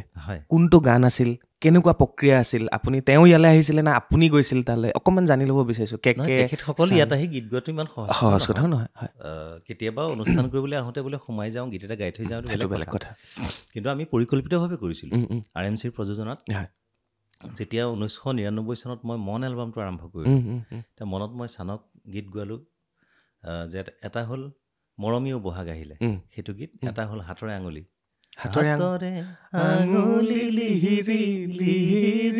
সেই গীতটি সেইটো চানে গোৱা গান চানে গাইছে আৰু এটা গীত গোৱালোঁ তেওঁক মই মৰমীও বহাগ আহিলে সেইটো গীত তাৰপিছত সাধনা সৰগমক গোৱালোঁ জেতুকা দুহাতত কমুৱা তোলা যেন এই গীতটোৰ ইমানখিনি পাৰ্ট কিন্তু জুবিন গাৰ্গে লিখা দেই বাকীখিনিহে মই লিখা বুজিলোঁ আৰু মই মুম্বাইত আজিলৈকে 22-23 বাৰ যিমানকেইটা জাৰ্ণি হৈছে মই বাকী বেলেগত তেনেকৈ ক'তো থাকি পোৱা নাই জুবিন দাৰ মানে তেওঁতো লগে লগে ফোন আহিলেই তুমি আহি আছা বোলে ডাইৰেক্ট ইয়ালৈ আহিবা, ক'ৰবাত বেলেগত থাকিম বুলি ক'লেও থাকিবলৈ নিদিয়ে। গতিকে সেইদিনা নেক্সট ডে যিহেতু আমাৰ সাধনা সৰগমো আহিব, চানো আহিব, তেতিয়া মানে হাতৰে আঙুলি গীতটো মই লিখি আছোঁ আৰু মোৰ ইমান প্ৰিপেয়াৰ, মই খুব ইনষ্টেণ্ট লিখোঁ তাৰমানে, একদম জোৰ পৰি হাত পাইহি যেতিয়া তেতিয়াহে মোৰ কেতিয়াবা এনেকুৱা হয় চানহঁতক বহাই, চান ভাই কফি এক কাপ পি লিজিয়ে মে গানা ৰেডি কৰ ৰহা হূঁ। মই লিৰিক্স লিখা আৰম্ভ কৰোঁহে তাৰমানে তেতিয়া তেনেকুৱা হয়, মিউজিক ট্ৰেক চেক কৰি লৈ যাওঁ সুৰ চুৰ, বা কোনোবাটো লিখা আপ ডাউন হৈ আছে। এতিয়া চান আহিব ৰাতিপুৱা, সাধনা সৰগমো আহিব, মই লিখি আছোঁ হাতৰে আঙুলি। এতিয়া জুবিনক মই সুৰটো দি পেলাই ক'লোঁ যে জুবিন দা তুমি এই গানটো সুৰটো লিখা, এই গানটো সাধনা সৰগমক গোৱাম। তেতিয়া তেওঁ মানে সেইটো সময়ত মন গ'ল, লিখিবলৈ আৰম্ভ কৰিলে, জেতুকা জেতুকা দুহাতত জেতুকা কমোৱা তোলা যেন মন, সিমানখিনিলৈকে লিখিলে। লিখি তেওঁ বেলেগ কামত ব্যস্ত হৈ গ'ল, আকৌ এইটো পাহৰি গ'ল। চানক গোৱালোঁ গীতটো, ইণ্ডিপেণ্ডেণ্ট টাইমত সাধনা সৰগমো চাপ'জ আহি পালেহি, এতিয়া বাকীখিনিতো লিখিবলৈ, বাকীখিনি মই লিখি পেলাই গীতটি সম্পূৰ্ণ কৰি গোৱাইছোঁ। বাহ! গতিকে তেনেকুৱা বহুত ক্ষেত্ৰত তেওঁলোকক কিহত লিখি দিয়ে? হিন্দীতে লিখি দিব লাগে? মই ইংলিছত লিখি দিওঁ। ইংলিছত লিখি মানে TUMI তুমি HOTERE হাতৰে, TORE হাতৰে, বুজিলোঁ। যিটো আজিকালি বহুত ল'ৰা ছোৱালীয়ে ইংলিছত মেছেজ কৰে, তেনেকৈ লিখি দিলে তেনেকৈ লিখি দিওঁ। কেতিয়াবা শব্দৰ ইফাল সিফাল হ'লে আকৌ বুজাই দিব লাগে চাগে। বহুখিনি হয়, সেইকাৰণে মই কি হয়, মই ৰেকৰ্ডিংবিলাকত মানে বহুত কাটিং পেষ্টিং কৰিবলগীয়া হয়তো। গতিকে মই বম্বেতে হওক ইয়াতে হওক, মানে পৰাপক্ষত মই ৰেকৰ্ডিংবিলাক নিজে কৰোঁ। ৰেকৰ্ডবিলাক কিয় কৰোঁ, ছাপ'জ এতিয়া মই গোৱাইছোঁ, ছাপ'জ হাতৰে আঙুলি, তেওঁলোকৰ একচেণ্টটো বেলেগতো, হাতেৰে আঙুলি আহি গ'ল ন, ঠিক কৰিলোঁ যে চান ভাই হাতৰে হাতৰে হাতৰে, অ'কে, সি নোট কৰি ল'লে, তেওঁ নোট কৰি ল'লে নহয়। তাৰপিছত ছাপ'জ হাতৰে ঠিকে আছে, হাতৰে হৈ গ'ল, আঙুলি, আকৌ আঙুলি আহি গ'ল, আঙুলি নেহি আঙুলি আঙুলি আঙুলি। গতিকে কাটিং পেষ্টিং বহুত কৰিবলগীয়া হয় তাৰমানে। বুজিলোঁ। গতিকে সেইটো মানে এজন ৰেকৰ্ডিষ্টক বা চাউণ্ড ইঞ্জিনিয়াৰক দি পেলাই কৰাই থাকিবলৈ অলপ অসুবিধা হয়। মোৰ ফিল্ডটো মই বুজি পাওঁতো, গতিকে মই নিজে ৰেকৰ্ড কৰাৰ। তাৰপিছত কেকেৰ সৈতে কেকেটো সেই এলবামটোতে, সেইটো নহয়, তাৰ নেক্সটটোত কৰিলোঁ, তাতে কৰিলোঁ নেকি, কাজল তুমি নুবুজানে মোৰ নয়নৰ কথা, এই ৱেষ্টাৰ্ণ ফিলৰ গান। আৰু এটা অকণমান আমাৰ বিহুসুৰীয়া ষ্টাইলৰ গীত, এই বেলি বহাগতে বিয়া পাতিম হ'বনে হ'বনে হৈ হ'বনে, এবাৰ ভাবিছা নাৰে বাবা না না না না না। সাধনা সৰগম আৰু কেকে গাইছিলে। মন দিলোঁ যেনেকে, কথা দিলোঁ তেনেকে, গোপনে ঐ গোপনে কোনেও নজনাকে, এই বেলি বহাগতে বিয়া পাতিম হ'বনে হ'বনে ঐ হ'বনে, এবাৰ ভাবিছা নাৰে বাবা না না না না না। তেনেকুৱা খুব চলিছিলে, চলিছিলে। তেওঁলোক অৱশ্যে আমাৰ নৰ্থ ইষ্টলৈ আহিলোঁ, মোক ফোন কৰে বা বিভিন্ন অনুষ্ঠানত চাইছোঁ, এই গীতসমূহ কিন্তু গায় দেই, অসমীয়া গীত বুলি ক'লে এই গীতসমূহেই গায়। তাৰপিছত তেনেকৈ ফাল্গুনী পাঠক, মহালক্ষ্মী আয়াৰ বা জাভেদ আলী, তেনেকৈ বহুখিনি কণ্ঠশিল্পীক বাৰু গীত গোৱালোঁ। তাতে এটা প্ৰশ্ন আহে অনুপম দা, হয়, মই সুধি পেলাওঁ, যিহেতু আপুনি এইকেইদিনত আপোনাৰ এটা বিতৰ্কও চলি আছে। তো এটা সময়ত ভূপেন দাক মাতি নি কলিকতাত গান গোৱাইছিলে, ভূপেন দাও মাতি আনি কাৰোবাক গান গোৱাইছিলে, তাৰপিছত আপোনালোকৰ দিন আহিলে, আপোনালোকেও সেই পৰম্পৰা, যিটো আমাৰ সম্প্ৰীতি, আমাৰ গান তেওঁলোকৰ গান আমি, ইমান ধুনীয়া এটা পৰম্পৰা তেতিয়া আমাৰ হৈ আছিল ন, কালচাৰেল এক্সচেঞ্জ হৈ আছিল ন সেইটোত। শেহতীয়াকৈ যিটো বিতৰ্ক চলি আছে যে কলিকতাৰ এগৰাকী শিল্পী, তেওঁ অসমত গান গোৱাৰ বাবে বহুতৰ কিছুমান মন্তব্য আহিছে, আপুনিও তেখেতক গান গোৱালে, এই বস্তুবিলাক কিয় হৈছে বুলি আপুনি ভাবে? এইটোতো আগৰ পৰা চলি আছে, এতিয়াও চলি আছে, তো হঠাৎ কি হৈছে বুলি আপুনি ভাবে?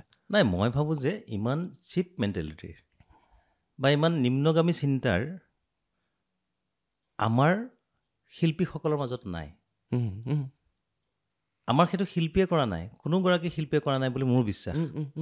কাৰণ ইমান নিম্ন চিন্তাৰ যদি মানসিকতাৰে এজন মানুহ থাকিব পাৰে, তেওঁ কেতিয়াও শিল্পী হ'ব নোৱাৰে। গতিকে এইটো এটা আচলতে বাহিৰৰ চক্ৰ সোমাইছে ইয়াত, গম পাইছেনে? এটা মানে চক্ৰ সোমাই পেলাই আমাৰ শিল্পীসকলক ভাগ ভাগ কৰাৰ এটা মানে প্ৰয়াস কৰিছে। আৰু তাৰ ভিতৰত যদি কোনোবা শিল্পীয়ে কৰিছে, তেতিয়াহ'লে হয়তো তেওঁৰ তেওঁ ইনচিকিউৰ, তেওঁৰ ভেটিটো ভাল নহয়। ছাপ'জ মই পুখুৰীতে লাগিলে ঘৰটো বনাওঁ, কিন্তু যদি পাইলিং কৰি পেলাই বিল্ডিংটো বনাইছোঁ, যদি মই মোৰ ৰংচঙীয়া নহ'ব পাৰে বিল্ডিংটো, কিন্তু তেতিয়াহ'লে যেতিয়া এটা ভূমিকম্প আহিব বুলি আমি আগতীয়াকৈ গম পাওঁ, কাষৰ চাৰি ঘৰৰ ব্যক্তিকো আমি আহি পেলাই যে তই মোৰ তালৈ আহ, মোৰ ৰুমটো সৰু হ'ব পাৰে কিন্তু পাইলিং কৰা বিল্ডিং, গতিকে মোৰ ইয়াত থাক, অন্ততঃ ভূমিকম্পৰ পৰা মানুহখিনি বাচি থাকিব, নহয় জানো? কিন্তু কোনোবাই যদি ছাপ'জ বাহিৰে ৰংচঙীয়া ভিতৰে কোৱা ভাতুৰি, ফাউণ্ডেশ্যন নাই, গতিকে সেই বিল্ডিংটোৰ তলত শুই থাকোঁতে নিজৰো চিন্তা হৈ থাকিব পাৰে, যদি ধুমুহা এজাক আহি যায় বা ভূমিকম্প আহি যায়, মোকেই দেখোন মাৰি পেলাব, তেওঁ আকৌ বেলেগত থিতাপি ল'বলৈ বাধ্য হ'ব। গতিকে ইমান চিপ মেণ্টেলিটিৰ ব্যক্তি আমাৰ অসমৰ সংগীত ইণ্ডাষ্ট্ৰীত থাকিব পাৰে বুলি মই নাভাবোঁ। এইটো এটা দুষ্ট চক্ৰ। আৰু সংগীতৰ কোনো আচলতে সীমনা নাথাকেই, ডেফিনেটলি নাথাকে। সেইকাৰণে আৰু এটা কথা কি, এণ্টাৰটেইনমেণ্ট আৰ্টিষ্ট বেলেগ আৰু ৰিয়েল আৰ্টিষ্ট বেলেগ আৰু পাৰফৰ্মাৰ বেলেগ, এই কথা এটাকেইটা বেলেগ বেলেগ ধৰণৰ কথা। গতিকে সকলোকে সকলোৰে লগত একাত্মক কৰি দিব বিচাৰিলে, ৰিজাব বিচাৰিলে নহ'ব। আজি মৰ্মিতা মিত্ৰ বা তেনেকুৱা ব্যক্তিসকল ছাপ'জ তেওঁলোক পাৰফৰ্মাৰ, তেওঁলোকৰ পাৰফৰ্মেঞ্চ চাই পেলাই ভাল পায়। আমাৰ অসমতো তেনেকুৱা বহুত শিল্পী আছে যে গান এটা হিট কৰিবৰ কাৰণে কৰে, গানটো হিটো হৈ যায়, ৰাইজে বিচাৰে। গতিকে তাত তেওঁৰ বেকগ্ৰাউণ্ড খুচৰি নাচায়, তেওঁ কেইটা জ্যোতি সংগীত গাইছে, কিমান টোকাৰী গালে, লোকগীত গালে, বিহু নাম গালে, গোৱালপৰী লোকগীত গালে, কামৰূপী লোকগীত গালে, সেইখিনি বিচাৰ কৰি চাই পেলাই ৰাইজে মাতে জানো? নামাতে, কেতিয়াও নামাতে। আজিকালি বহু শিল্পীক সোধে বোলে আজিকালি বিহু কমিটিয়ে যে আপোনাৰ হিট গানকেইটা দিয়কচোন। তেওঁলোক হৈছে এণ্টাৰটেইনাৰ আৰু এছাম আছে সাধক। তেওঁলোকে এণ্টাৰটেইনমেণ্ট কৰিবৰ কাৰণেও গীত বনাইছে, পৰিস্থিতি পৰিৱেশ অনুযায়ী বা অসমৰ বায়ু পানী বতাহ সম্প্ৰীতি সমন্বয় সংস্কৃতি গোটেইখিনি লৈ গান বনাইছে, বা প্ৰেমক লৈ গীত বনাইছে। সেয়া মাতৃপ্ৰেমো হ'ব পাৰে, শ্বহীদৰ প্ৰতি থকা প্ৰেমো হ'ব পাৰে, দেশৰ প্ৰতি থকা প্ৰেমো হ'ব পাৰে, সেয়া নিজস্ব নিজা ব্যক্তিগত প্ৰেমো হ'ব পাৰে। নিশ্চয়। গতিকে ভাগবিলাক বেলেগ বেলেগ বেলেগ বেলেগ হয়। গতিকে সেই ভাগবিলাক একাকাৰ কৰি দিয়াটো বেয়া কথা হয়। অনুপম দা, আপুনি ভূপেন দাক কেনেকৈ লগ পাইছিলে? ভূপেন দাক মই খুব ভালকৈ লগ পাইছিলোঁ। এদিন ফ্ৰেঞ্চ ষ্টুডিঅ'ত ভূপেন দাক এটা গীত গোৱাৰ কাৰণে মোৰ খুব হেঁপাহ আছিলে। গীতটো মই তেতিয়া লিখিলোঁ, সুৰ কৰিলোঁ যে ভূপেন দাই মই গীতটো গাম। সেইটো সময়ত অসমলৈ ভূপেন দা আহিছিলে, জ্যোতি সংগীত, ৰাভা সংগীত, বিভিন্ন গীত গাইছিলে। আৰু মই তেতিয়া কমল দা আমাৰ ভূপেন দাৰ লগত আছিলে যে, কটকী আৰু সদা দা, দুইজনকে লগ কৰিলোঁ। দুইজনকে ক'লোঁ যে ভূপেন দাৰ লগত এটা গীত কৰিম আৰু তেওঁক ফাইনেন্সিয়েলি যিখিনি কৰিব লাগে মই সেইখিনিও কৰিম। গতিকে তেওঁলোকে কিন্তু সময়টো উলিয়াই দিবলৈ নোৱাৰিলে সেইটো সময়ত কিবা কাৰণত। তাৰপিছত ফ্ৰেঞ্চ ষ্টুডিঅ'লৈ আহিছে, মই ফ্ৰেঞ্চতে কাম কৰিয়ে থাকোঁ।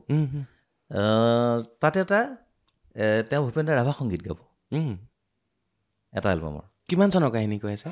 বহু চন হ'ল, মই পাহৰিছোঁ, চনটো মনত নাই। তাৰপিছত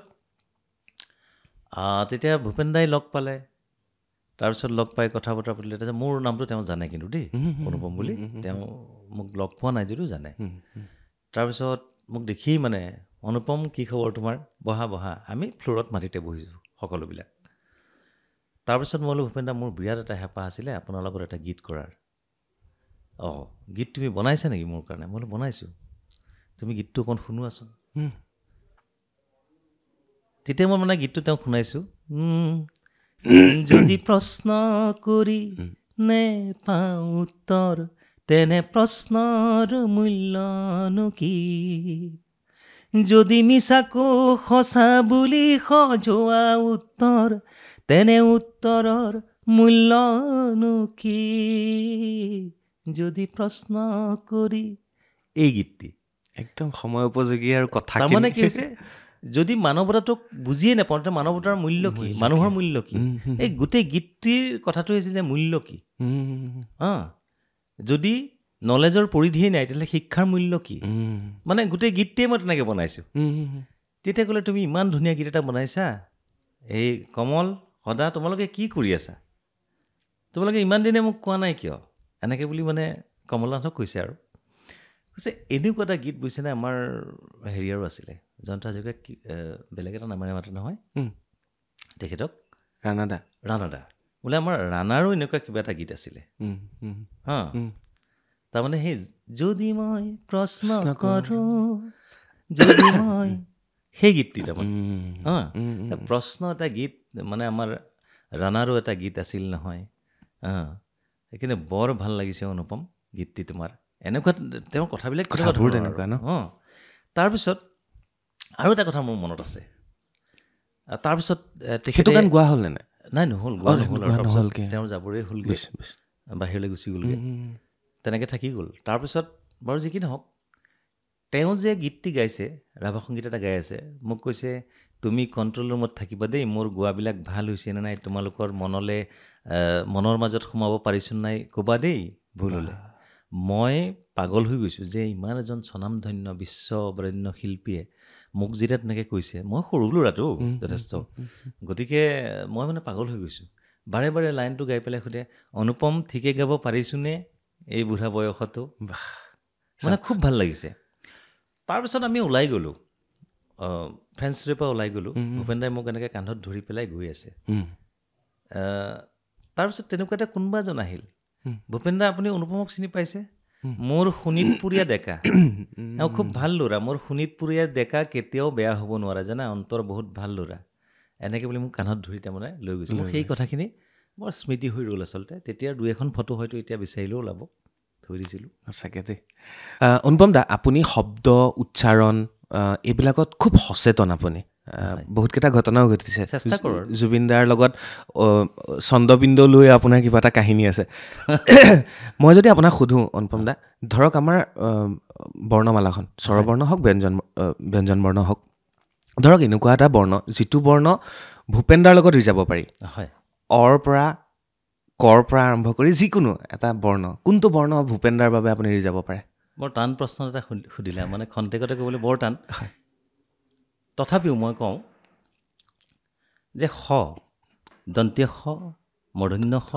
তালব্য খ গতিকে তাৰ ভিতৰতে কিন্তু আকৌ এটা বিশেষ হৈছে দন্তীয় খ সেই খটো মই কিয় কৈছোঁ দন্তীয় খৰ কথা যে দন্তীয় খ মানে তাত চাবাচোন নিগেটিভিটিটো খুব কম বৰ্ণৰ ভিতৰত সাহস সময় সংস্কৃতি সমন্বয় সুযোগ সুবিধা সংবিধান কথা এনেকৈ ধৰণৰ তুমি সান্নিধ্য সুপৰিকল্পিত ঠিক কথাটো গম পাইছানে তুমি সুধা কণ্ঠ তাৰমানে প্ৰায়বিলাক শব্দ তাৰমানে চব পজিটিভ তাৰমানে কথাটো গম পাইছানে একদম হয়নে একদম হয় স্বৰ দন্তীয়া সব্যস্য ৰ স্বৰ গম পাইছানে স্বাগতম গোটেইবিলাক মানে দন্তীয়া খত মানে ইমান সম্বৰ্ধনা মই বহুত শব্দ মানে এই মুহূৰ্ততো ইমান শব্দ নোলাব বা কৈ থাকিলে শেষো নহ'ব তুমি পাছত বস্তুবিলাক উনুকিয়াই চাবা যে অনুপম দা এই কথাটো কোৱাটো ভুল ক'লে নেকি বা কাৰোবাৰ যদি ভুল বুলি মতামতো থাকে মই বেয়া পাবলগীয়াও নাইকিয়া মোৰ হঠাৎ এতিয়াতে অহা উত্তৰটো তোমাক দিলোঁ তাৰ ভিতৰত ধৰা তালব্য খটো আহে কিয়নো তাতে শুভম মানে সেইখিনিও আহে কিন্তু বিশেষকৈ মানে দন্তসৰ কথা কৈছোঁ মই শুভেচ্ছা মানে সম্প্ৰীতি হয় নহয় সংস্কৃতি সংহতি সংগীত সজাগতা হয়নে একদম খুব মানে সাজ সংগীত যিকোনো বহুখিনি তাৰমানে আৰু প্ৰত্যেকটোৰ অৰ্থই হৈছে পজিটিভ তাত মানে সংলগ্ন অসংলগ্ন লগাব লাগিব তেতিয়াহে সি হেৰি হ'ব নিগেটিভ হ'ব কথা প্ৰত্যেকটো তাৰমানে সংস্কৃতি অসংস্কৃতি চাওকচোন সাগৰ সকলো মই ক'লোঁ নহয় সৰগ শালীনতা কৈ থাকিলে ওলাই গৈ থাকিব মই ক'লোঁ নহয় তোমাক সেইকাৰণে মই কৈছোঁ থিতাতে যে দন্তীয় খ যিটো বৰ্ণমালাৰ ভিতৰত যিটো মানে বৰ্ণ স্বৰবৰ্ণ ব্যঞ্জন বৰ্ণৰ যিটো বৰ্ণ দন্তীয় খ বা সেই খটো মই ভূপেন হাজৰিকাৰ খ বুলি ভাবোঁ খুব ধুনীয়া কথা ক'লে মই ভবা নাছিলোঁ এনেকুৱা এটা প্ৰশ্নৰ এনেকুৱা উত্তৰ ওলাব বুলি সঁচাকৈ আৰু আছে বহুত আমাৰ সংবিধান সকলোবিলাক মই ক'লোঁ নহয় বহুখিনি আৰু চব মানে পজিটিভ হয় ইতিবাচক কথাটো গম পাইছা শইকীয়া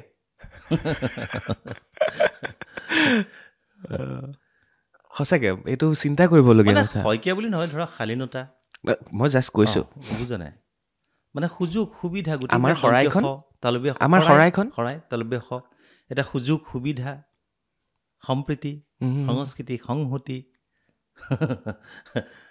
স্বাগতম তাতো দন্তীয়া খ আছে সেইটোৱে ক'লো সেইটো ক'লে আপুনি ইণ্টাৰেষ্টিং স্বতন্ত্ৰ স্বাভিমান কৈছে সকলো কৈছোঁ আপোনালোকে আৰু লিখিবচোন কমেণ্টত আৰু কি শব্দ আছে যি অকল পজিটিভিটি আছে তাত মই ভবা কথাটো কৈছিলোঁ মোৰ ভুলো হ'ব পাৰে দেই নাই হয় মই এতিয়া তাতে দেখা পাইছোঁ সাহসী সভা ইণ্টাৰেষ্টিং হয় আপোনালোকেও ভাবি চাব আৰু লিখিব তলত কমেণ্ট কৰিব ভাল লাগিলে সঁচাকৈ খুব ভাল লাগিলে থেংক ইউ ভূপেন হাজৰিকাক সেইকাৰণে দন্তীয়া স বৰ্ণটো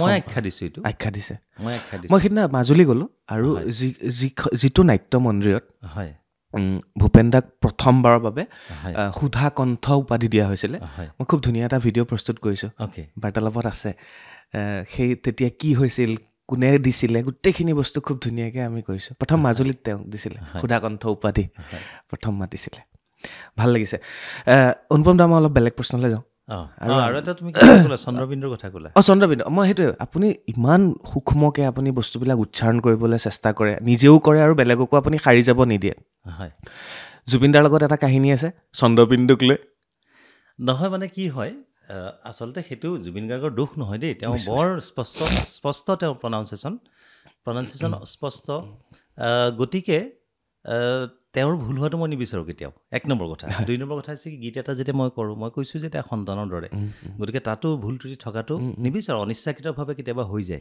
সেইটো এটা বেলেগ কথা তাৰমানে মই যেতিয়া গীত গোৱাওঁ তেতিয়া কি হয় জুবিন দাও মানে কেতিয়াবা চিন্তাত পৰিবলগীয়া হয় কাৰণ মই একদম সূক্ষ্মৰ পৰা সূক্ষ্মতমলৈকে গীত এটাক একদম ফুল পাৰফেকশ্যনত লৈ যাবৰ কাৰণে যিকোনো এটা কাম কৰিলে মই ইচ্ছা কৰোঁ তাৰমানে তাৰ ভিতৰত মোৰো ভুল থাকে মই সেইটো নকওঁ যে মই শুদ্ধ মানে কেতিয়াবা আমাৰ কি হয় চন্দ্ৰবিন্দুটো আমাৰ ক'ত ইউজ হয় কিন্তু মই কথাটো কৈ আছোঁ কিন্তু কেতিয়াবা আমাৰ কি হয় কণ্ঠশিল্পীৰ মানে টেকনিকেল ছাইডটো মই কৈছোঁ কেতিয়াবা আমি নালাগিবলগীয়া জেগা এটাত আমাৰ চন্দ্ৰবিন্দু লাগে কিন্তু কেতিয়া লাগে যেতিয়া পিচটো বেছি হাই হৈ যায় নোটটো বেছি হাইলৈ যাবলগীয়া হয় তেতিয়া আমি কণ্ঠটোৰ উপৰি নাকৰ সহায় ল'বলগীয়া হয় চন্দ্ৰবিন্দু ক'ত থাকে চন্দ্ৰবিন্দুৰ উদ্দেশ্যটো কি যে য'ত নাক ব্যৱহাৰ হ'ব সেইটোৱে চন্দ্ৰবিন্দু গতিকে এতিয়া ছাপ'জ ভাজ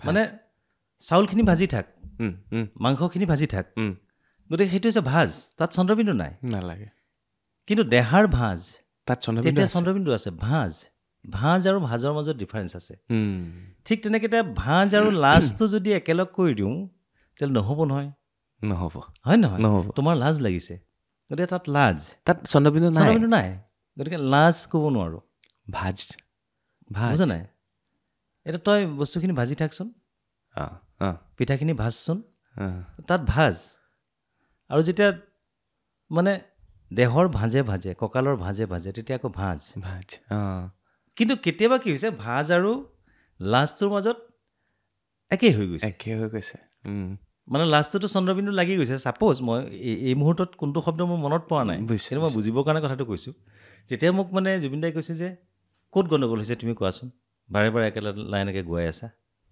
মই কৈছোঁ গণ্ডগোল আছে কৈছে তুমি শুনাই দিয়াচোন মোক কি গণ্ডগোল আছে শুনাই দিলোঁ কণ্ট্ৰল ৰুমত মই তেওঁ ডাবিং ৰুমত তেতিয়া মানে কৈছে মই বোলো তোমাৰ একচুৱেলি কথাটো হৈছে কি এই শব্দটো তোমাৰ চন্দ্ৰবিন্দু লাগি গৈছে তেতিয়া ধেমালি আৰু তাৰপিছত চন্দ্ৰবিন্দু লাগি গৈছে ডক্টৰ ভূপেন হাজৰিকাৰ ইমান গীতত চন্দ্ৰবিন্দু গাই গ'ল তোমাৰ তেতিয়া গাত নালাগিলে আজি এটা চন্দ্ৰবিন্দু গাওঁতেই তুমি মোক চন্দ্ৰবিন্দুত ধৰি দিলা পাছতো আহি পেলাই কণ্ট্ৰল ৰুমত মানে মোক জোকাই আছে তুমি চন্দ্ৰবিন্দুত ধৰি দিলা তাৰমানে কি হৈছে মই তেতিয়া ক'লোঁ যে এটা কথা তুমি এনে খুব শুদ্ধ উচ্চাৰণ কৰা আৰু মোৰ সংগীত পৰিচালনাত তুমি যেতিয়া বেয়াকৈ গাবা তোমাৰ কাৰণেতো বেয়াই মোৰো বৰ বেয়া লাগিব গতিকে মই থকা অৱস্থাত তুমি ভুলকৈ গোৱাটো মই বিচৰাই নাইকিয়া সেইকাৰণে তোমাক আকৌ গাবলৈ কৈছোঁ আকৌ গালে আকৌ শুদ্ধ হ'ল তাৰমানে পিচটো বহুত হাই আছিলে যেতিয়া এটা পিচ হাইট যাবলগীয়া হয় আমি কণ্ঠটোৰ উপৰি তেতিয়া আকৌ কাৰোবাৰ ছাপৰ্ট ল'বলগীয়া হয় তেতিয়া মানে সেই নাকটোৰ ছাপৰ্ট লোৱা যায় সেইটো টেকনিকেল কথা দেই গতিকে সেই তেনেকুৱা কাৰণে সেই মুহূৰ্তত হৈছিলে তাৰপিছত আমাৰ এই কথাটো আৰু তুমি মোৰ চন্দ্ৰবিন্দুত ধৰি দিলা এই কথাটো খুব জমনি কথা হৈ থাকিল তাৰমানে তুমি মোৰ চন্দ্ৰবিন্দুত ধৰি দিলা ইণ্টাৰেষ্টিং কাহিনী এনেকুৱা বহুত কাহিনী ঘটি থাকে কিন্তু তাৰ মাজৰ পৰা কিছুমান তুলি আনিবলৈ আমি চেষ্টা কৰি আছোঁ অনুপম দা জীৱনত ইমানখিনি পোৱাৰ পিছত হয় ইমানখিনি আপুনি নিজে কৈছে মই সদায় হেপী হৈ থাকিব মন যায়, মই সুখত থাকোঁ, সেইকাৰণে মোৰ বাহ্যিকতাত তাৰ প্ৰকাশ পায়। কেতিয়াবা তথাপি দুখ, ভাৰাক্ৰান্ত কৰা সময়, দুখ পোৱা সময়, কোনোবাই মনত কষ্ট দিয়া সময়, এনেকুৱাতো নিশ্চয় পাৰ হৈছে বহুতখিনি। কেতিয়াবা পাৰ হয়, খোলাকৈ যদি ক'ব পাৰে। তাৰমানে যদি অভাৱ অনাটন হয় সেইটোক লৈ পেলাই মই সাংঘাতিক দুখী নহওঁ। নিশ্চয়। তাৰমানে মই মানুহজন কেনেকুৱা শুনা, মই যেতিয়া ছাপ'জ মোৰ বিয়া পাতিম বুলি ভাবিলোঁ, তেওঁৰ লগত মোৰ 12 বছৰীয়া এটা পৰিক্ৰমা। প্ৰেম আছিল 12 বছৰ? প্ৰেম বুলি ক'ব নোৱাৰোঁ, দুইখন ঘৰৰ মাজত চা চিনাকি হোৱাৰ পাছত তেওঁলোকৰ মানে মোৰ শাহুৱেও ভাবিছিলে যে ছোৱালীজনী মোলৈ বিয়া দিম। আৰু মোৰ মায়ে যেতিয়া সুধিলে ময়ো য়েছ ক'লোঁ, আৰু মনে মনে তেওঁক ভাল লাগেও কিন্তু মোৰ দেই। সেইবুলি আমি চিনেমা চাই নাপালোঁ, কিন্তু অকলে স্কুটাৰত ঘূৰি নাপালোঁ, মানে সেইটো এটা কথা। এদিন মোৰ খঙৰ চোতত মানে ছাপ'জ কোচকোচতাহে আহিছে যেনিবা, ভাবিলোঁ যে চিনেমা চাবলৈ যাওঁ, তেওঁকো লগত লৈ যাম। সেইটো সময়ত আমিও খুব সফল ডেকা। তেওঁ কয় যে হ'ব আহিব যাম। মাৰুতি ভেনখন লৈ পেলাই তেওঁলোকৰ পদূলিত ৰখালোঁ, ৰখাই পেলাই। মাৰুতি ভেন লৈ গৈছিলে? নাই মোৰ তেতিয়া ভেন আছিল, তেতিয়া মাৰুতি ভেন অপহৰণ কৰাৰ নিচিনা। স্কুটাৰৰ পাছত মানে মাৰুতি ভেন, তেনেকৈ পৰ্যায়ক্ৰমে বেলেগ বেলেগ গাড়ী হৈছে। আৰু সেইখন প্ৰথম দেখিলেতো এখন অপহৰণ কৰা গাড়ী বুলিয়ে কয় ন চিনেমাত যে দেখায়, তেওঁলোকে জানে। তাৰপিছত চাইছোঁ যে নাই, তেওঁৰ 2জনী বাইক লগত ওলাইছে। মোৰতো একেবাৰে মাথাটো কিবা টিঙিচকৈ মাৰিছে সেই সময়ৰ কথাটো। গম পাইছে। আৰু সেই কিউৰিচিটিটো তেওঁ ৰাখিব জানিছিলে, সেইকাৰণে মই বেলেগ ফালে ফালৰি কাটিব নোৱাৰিলোঁ। সেইটো ৰখাটো এগৰাকী মহিলাৰ কাৰণে বা এগৰাকী ছোৱালীৰ কাৰণে খুব দায়িত্বশীল কাম। কিন্তু মই সেইটো ক্ষেত্ৰত মানে তেওঁক আজিৰ দিনত কিন্তু আকৌ শ্ৰদ্ধা কৰোঁ দেই, সেইটো এটা কথা। আৰু আমাৰ বিষয়বস্তুটো হেৰাই গৈছে, খালি কিটো কথা কৈছিলা তুমি? আপোনাক কোনোবাই দুখ দিয়া কাহিনী? দুখ দিয়াৰ ক্ষেত্ৰত, এই বিয়াৰ ক্ষেত্ৰত কথাটো। তেতিয়া তাৰমানে কি হৈছে, যেতিয়া বিয়াৰ প্ৰস্তুতিলৈ আহিলোঁ, তেতিয়া তেওঁক মই বিয়াৰ আগে আগে এদিন ক'লোঁ যে মোৰ লগত বিয়া হোৱা নোহোৱাটো তুমি তথাপিও এবাৰ মানে চূড়ান্ত সিদ্ধান্তত উপনীত হোৱা। কাৰণ মই মানুহজন হৈছোঁ এনেকুৱা, মই মানুহজন এনি টাইম সুখী হৈ ভাল পাওঁ আৰু বেলেগক সুখী কৰি ৰাখি ভাল পাওঁ। গতিকে মোৰ পৰিৱেশ যিটো, গতিকে মই আমাৰ পৰিয়ালটোৰ হয়তো কি জানিবা দেই, ময়েই বাহিৰত থকা ল'ৰা আৰু ময়েই বেছি চহকী ল'ৰা, মোৰেই একো নাই তাৰমানে। অথচ মই মাৰুতি ভেনেছ মোৰ আছে, ছাপ'জ মোৰতো সেইটো সময়ৰ কিবা বেলেগ এখন গাড়ী নাই নহয়। গতিকে ময়েই দুখীয়া, মোতকৈও কোনোবা হয়তো দুখীয়া আছে, কোনোবা চহকীও আছে। কিন্তু সেই দুখীয়া ঘৰখনলৈ তুমি যেতিয়া যাবা, তুমি এইখিনি এডজাষ্টমেণ্ট কৰাৰ তোমাৰ মানে ধৃষ্টতা থাকিব লাগিব। ছাপ'জ আমি জানো যে আমাৰ পৰিয়ালবৰ্গখিনিৰ লগত আমাৰ খুব একাত্মকতা এটা আছে, খুব সম্প্ৰীতি প্ৰীতি এটা আছে, তাৰমানে আমি চব একেলগে লগ হওঁ যেতিয়া যাওঁ। গতিকে 20জন মানুহ আছে, কিন্তু ঘৰখনত 20খন কাঁহী নাইকিয়া। গতিকে তুমি তেতিয়া সেইজন মানুহক, গৃহস্থজনক ক'ব পাৰিব লাগিব যে মামা আজি আমাৰ কলপাতত ভাত খাব মন গৈছে, আমি সকলোৱে একেলগে বহি মাটিত বহি কলপাতত খাওঁ দিয়কচোন। কোনোবা দিনা আমি কিবা এটা পৰৱত সকাম নিকামত আমি একেলগে লগ হৈছোঁ, তুমিও আছা, আমাৰ গোটেই পৰিয়ালটোৰ মানুহখিনি আছে, বিচনা কিন্তু 3খন। তেতিয়া তুমি ক'ব পাৰিব লাগে যে ধান খেৰত পাৰি শোৱা দেখিছোঁ, মই শুই পোৱা নাই মামা, আমি সকলো একেলগে ধান খেৰ পাৰি পেলাই পৰ্দা কাপোৰ দি পেলাই আমি তাত ঢালাই কৰি পেলাই শুই চাওঁচোন। গতিকে তেতিয়া যদি তোমাৰ সেই মানসিকতাটো থাকে, তেতিয়াহ'লে তুমি মোৰ লগত বিয়া হ'ব পাৰিবা। আৰু যদি নাই, তেতিয়াহ'লে তুমি বিয়া হোৱাৰ পৰা তুমি বঞ্চিত থাকিলেই তোমাৰ জীৱনটো সুখৰ হ'ব। ধুনীয়া। তেওঁ তেতিয়া মানে মানি ল'লে যে মই সকলোখিনি মানিবলৈ প্ৰস্তুত, মোৰ সেইখিনি। আৰু এতিয়াও তেওঁৰ সেইটো কোনো ধৰণৰ মানে তেনেকুৱা নাইকিয়া। কি বুলি মাতে আপুনি? হেৰি বুলি মাতোঁ, ঠাকুৰ বুলি মাতোঁ, ঠাকুৰীয়া তাৰমানে। ঠাকুৰীয়া মানে ৰিকি ঠাকুৰীয়া। আৰু তেওঁ আদাৰ্য চিনেমাখন কৰিছিলে। নহয় আদাৰ্য নহয়, জুয়েপুৰাখন। এৱাৰ্ড পাইছিল ন, নেশ্যনেল এৱাৰ্ড সেইখন। তাৰপিছত আৰু কৰিলে ককা দেউতাৰ হাড়, বা এটা সময়ত খুব নাচিছিলেও অসমৰ বাহিৰৰ বিভিন্ন প্ৰান্তত। কিন্তু তেওঁ হৈছে কি গ্লেমাৰ আৰু পইচা, এই দুটা বস্তুক লৈ পেলাই তেওঁ ব্যস্ত থকা মানুহেই নহয়। তেওঁ পঢ়াই ভাল পায়, পঢ়ি ভাল পায়, তেনেকুৱা ব্যক্তি। গতিকে তেওঁৰ প্ৰতি শ্ৰদ্ধা থাকিবলগীয়া কথাটো হৈছে মোৰ সেইটো। আপুনি খুব ধুনীয়াকৈ কৈ আছে যে নিজৰ পত্নীৰ প্ৰতি সন্মান, শ্ৰদ্ধা, এই শব্দকেইটা এগৰাকী স্বামীয়ে যেতিয়া নিজৰ পত্নীৰ বাবে কয়, নহয় মই পত্নী বুলি কোৱা নাই, তেওঁৰ যিটো কেৰেক্টাৰ কথাটোতে কৈছোঁ দেই। মানুহৰ এনেকুৱা এটা জীৱন, এনেকুৱা মানে ধৰক আপোনালোকৰ বিবাহ কিমান বছৰ হ'ল মই নাজানো, তথাপি বহুত বছৰ আপোনালোকে 2006 চনত বিয়া হৈছে, 6ৰ পৰা আজিলৈকে ইমান বছৰ সফল এটা 19 বছৰ। হয়, বহুতৰ আজিকালি দেখা পায় ধৰক কাজিয়া, ডিভোৰ্চ। নহয় মই সেইকাৰণে কৈছোঁ এই যে বস্তুৰ মোৰ জীৱনটোত মানে অসুখখিনিও ক'ত হয় মানুহ মই ভাবিয়ে নাপাওঁ। তাৰমানে ছাপ'জ মোৰ আত্মীয় কোনোবা ঢুকাইছে, কোনোবা খুব বেমাৰত পৰিছে, দুখ, সেইবিলাক দুখ। কিন্তু মোৰ নিজৰ ক্ষেত্ৰত মোৰ পিতৃ মাতৃৰ মোৰ প্ৰতি থকা মৰম, ভাল পোৱা, মোৰ পৰিয়ালবৰ্গৰ মানে মেটাৰনেল কোৱা তুমি মানে ফেটাৰনেল কোৱা, যোন মানে মা দেউতাৰ দুটাই পৰিয়ালৰ কথাই কৈছোঁ, প্লাছ মোৰ ভণ্টিহঁত 3জনী ভণ্টি, তেওঁলোকৰ মোৰ প্ৰতি থকা অগাধ বিশ্বাস, মৰম, মোৰ নিজৰ পত্নীক পালোঁ, পত্নী বা এতিয়া পত্নীৰ ফেমিলি, শাহু ছাপ'জ মোৰ তেওঁৰ বাইদেউহঁত বা তেওঁলোক আমাৰ ভিনদেউহঁত, এই সকলোবিলাকৰ যিটো মৰম চেনেহ, বা দুটা ল'ৰা ছোৱালী পালোঁ মই, মোৰ ছোৱালী কৃষাংগী শইকীয়া, ল'ৰাটো আয়ুষ অনুপম। গতিকে তেওঁলোকৰো দেউতা হিচাপে যিটো মানে মৰম চেনেহ, মানে দুইটাই দৌৰি আহে কোনটো আগত চুমা খাব পাৰিব, কোনটোৱে বেছিকৈ চুমা খালে। গতিকে এই কথাবিলাক মানে সৰু সৰু কিছুমান কথা লৈ পেলাই, আৰু মই বহু সময় লগ নাপাওঁ। আৰু 2 নম্বৰ কথাটো হৈছে কি যে মোৰ মিছেছ একেবাৰে ছাছপেচিয়াছ নহয়। সেইটোৱে হৈছে সাংসাৰিক জীৱনৰ সকলোতকৈ মই ভাবোঁ যে সাংঘাতিক উপাদান। য'ত ইজনে সিজনক বিলিভ কৰিব, তেতিয়াই সংসাৰখন তাৰমানে খুব সুউজ্জ্বল হৈ উঠিব। আৰু য'ত এটা ছাছপেক্ট থাকে, গতিকে তেতিয়াই সংসাৰখন ধ্বংস হয়। আজি মই কিমান এক্ট্ৰেছৰ লগত বা এক্টৰক লৈ বাহিৰত শ্বুটিং কৰি থাকিলোঁ, গতিকে আজিলৈকে কিন্তু মোৰ মিছেছে কেতিয়াও যে আপুনি যাব নালাগে বা কিবা কৰি আছে তেনেকুৱা ধৰণৰ মোক বুজি পায়, মই তেওঁক বুজি পাওঁ। তেওঁক মই 10জন ল'ৰাৰ লগত এৰি থৈ গ'লেও মোৰ সেইটো বিশ্বাস আছে, তেওঁ কি তেওঁক বুজি পাওঁ। মই 10গৰাকী মহিলাৰ লগত ঘূৰি ফুৰিলেও তেওঁৰ বিশ্বাস আছে। সেই বস্তুবিলাক তাৰমানে বহুত ডাঙৰ কথা। হয়, অনুপম দা, আৰু এটা প্ৰশ্নলৈ যাওঁ। ধৰক মানে আপোনাৰ লগত থাকি হয় আপুনি আগবঢ়াই দিয়া এটা সময়ত ধৰক আপুনিও বেলেগৰ লগত থাকি ছত্ৰছায়াত থাকি ধৰক কাৰোবাৰ মেণ্টৰ হিচাপে লৈ পেলাই, গুৰু হিচাপে লৈ আগবাঢ়ি গৈছিলে। ঠিক একেদৰে আপোনাৰ লগত থাকি আপোনাক মেণ্টৰ হিচাপে লৈ ছত্ৰছায়াত থাকি বহু আগবাঢ়ি গৈছে, তেওঁলোকো এতিয়া অসমৰ জনপ্ৰিয় শিল্পী হৈছে। মোৰ খুব ভাল লাগে সেই বস্তুটোকে মই সুধিব গৈছোঁ। যেতিয়া নিজৰ উপৰি বেলেগক আগবঢ়াই দিয়াৰ ক্ষেত্ৰত এটা পদক্ষেপ লোৱা হয় ন, তাত সৰ্বসুখ থাকে। মানে সেই সুখটো আচলতে বুজাই পেলাই ক'ব নোৱাৰি, সেইটো সাংঘাতিক সুখ। তাৰমানে আপোনাৰ ছত্ৰছায়াত থকা তেনেকুৱা শিল্পী বহুত আছে। মই অন্য নালাগে, আমাৰ পলাশ সূৰ্য গগৈ। পলাশ দা, তাৰমানে মই পলাশৰ নামটো এইকাৰণে লৈছোঁ যে অসমৰ সংগীত পৰিচালক, এতিয়া বিশিষ্ট সংগীত পৰিচালক দেই, আমাৰ পৰিচালক বুলি ক'লে ভুল হ'ব, হেলেমৰ নহয় জানো। গতিকে পলাশক মই দৰং কলেজৰ পৰা ফিল্ডত গীটাৰ বজাই থকা অৱস্থাৰ পৰা তেওঁক মই উঠাই আনিছোঁ। উঠাই আনি পেলাই ইয়াত ষ্টেট মিউজিক কলেজত মানে সংগীতৰ শিক্ষা ল'বৰ কাৰণে সেইখিনি ব্যৱস্থা কৰি দিছোঁ। মোৰ লগত 6-7 বছৰ ৰাখিছোঁ।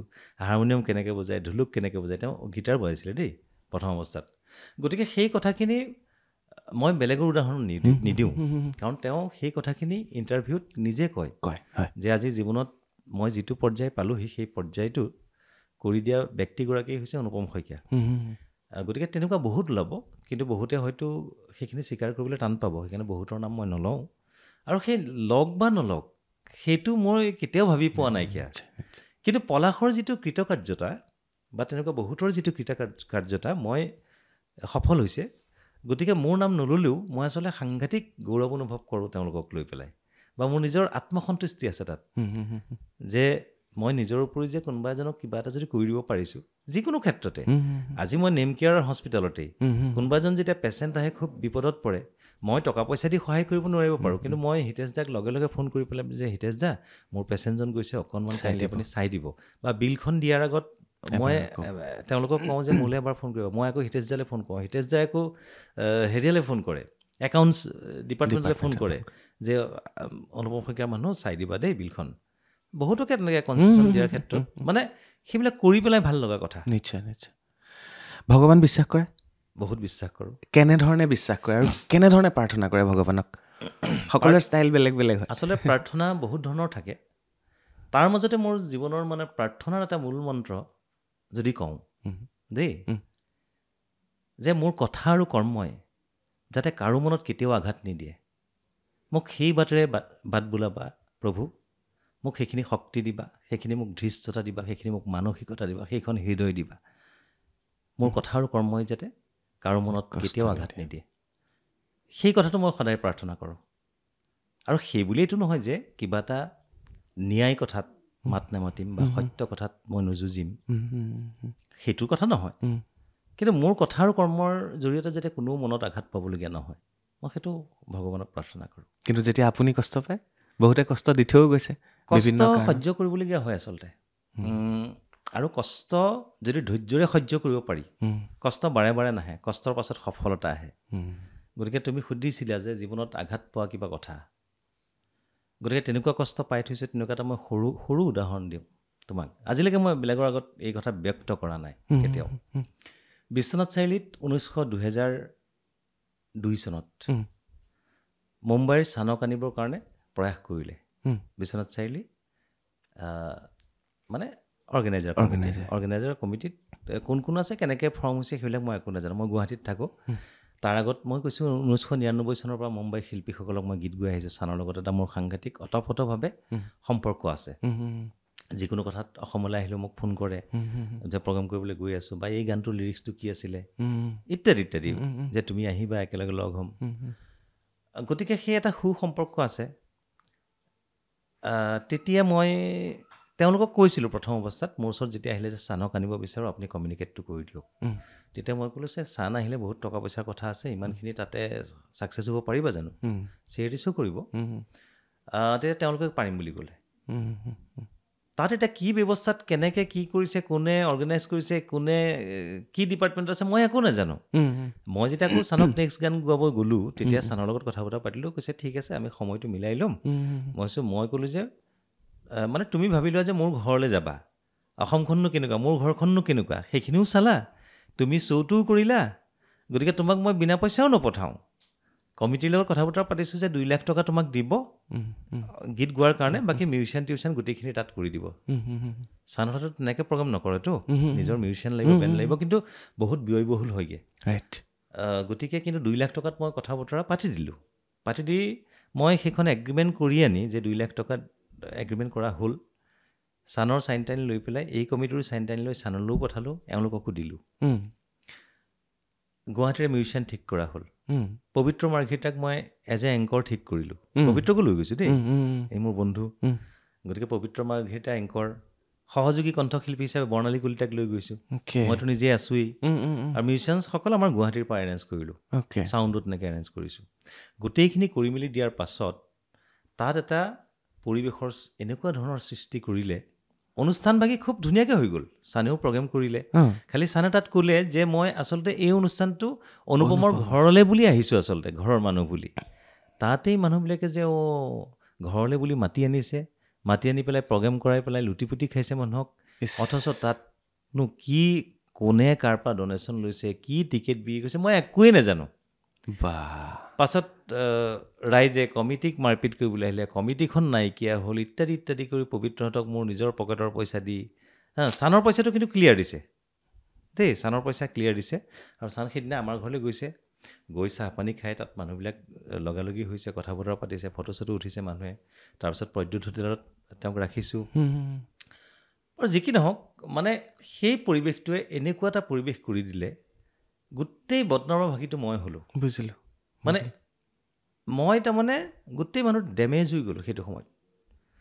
মই কাম বন চব বন্ধ কৰি দিলোঁ। মোৰ মেণ্টেলি এনেকুৱা প্ৰেছাৰ হৈ গ'ল, চবেই ফোন কৰে, লুটিপুটি খালে অনুপম শইকীয়া দেই।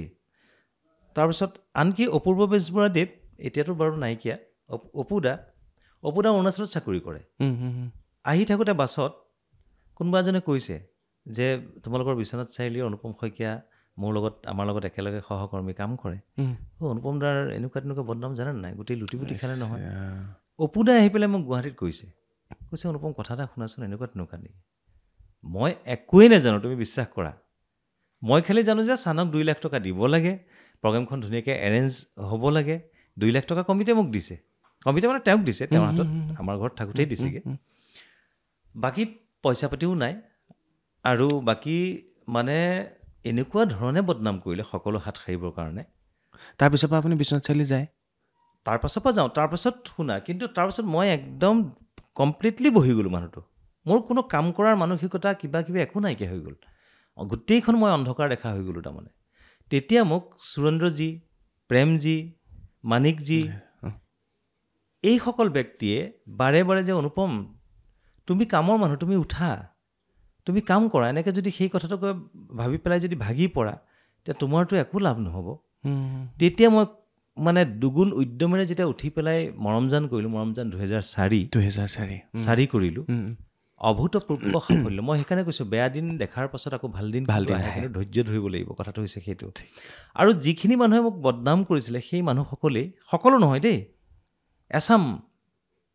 এছাম ব্যক্তিয়ে তাৰমানে যেতিয়া মোৰ ছুপাৰ ডুপাৰ হিট হ'ল অসমৰ বিভিন্ন প্ৰান্তৰ মানুহে বা বিদেশলৈকে এলবামটো প্ৰসাৰিত হৈছে বা সেই সূত্ৰে বিদেশত অনুষ্ঠান পৰিৱেশন কৰাৰ সুযোগ পাইছোঁ বহু ঠাইত তেতিয়া কিন্তু সেইসকল মানুহে আকৌ পৰিচয় দিয়ে যে অনুপম আমাৰ ল'ৰা কথাটো গম পাইছা গতিকে সেইটো এটা সাংঘাতিক এটা মোৰ জীৱনত অহা ধুমুহা গতিকে মানে বদনামক সামৰি ল'বলৈ বৰ দিগদাৰ হয় সঁচাকৈ দেই থাকেই বহুতখিনি কথা চুই গৈছোঁ অনুপম দা হয় সময় বহুতখিনি হ'ল আৰু মই ভাবোঁ কিছু অনুভৱ কৰিব পাৰিব অনুপম শইকীয়াৰ বিষয়ে আৰু অনুপম দাৰ বিষয়ে আৰু তাতে এইবাৰ আকৌ ঠিক তেনেকৈ মই এইবাৰ অকণমান মনোকষ্ট এটা পাইছোঁ এই কাহিনীটোত মৰমিতা মিত্ৰক গীত গোৱালৈ নাচিমে কঁকালটি ঘূৰাই এই গীতটি এনেও মোৰ হেঁপাহ আছিলে যে এটা বলিউডি টনি ল'ম হয় আৰু 25 বছৰত 2025 বৰ্ষ হয়তো 25 বছৰত এটা 25 বছৰীয়া গীতৰ উদযাপন কৰাৰ মোৰ হেঁপাহ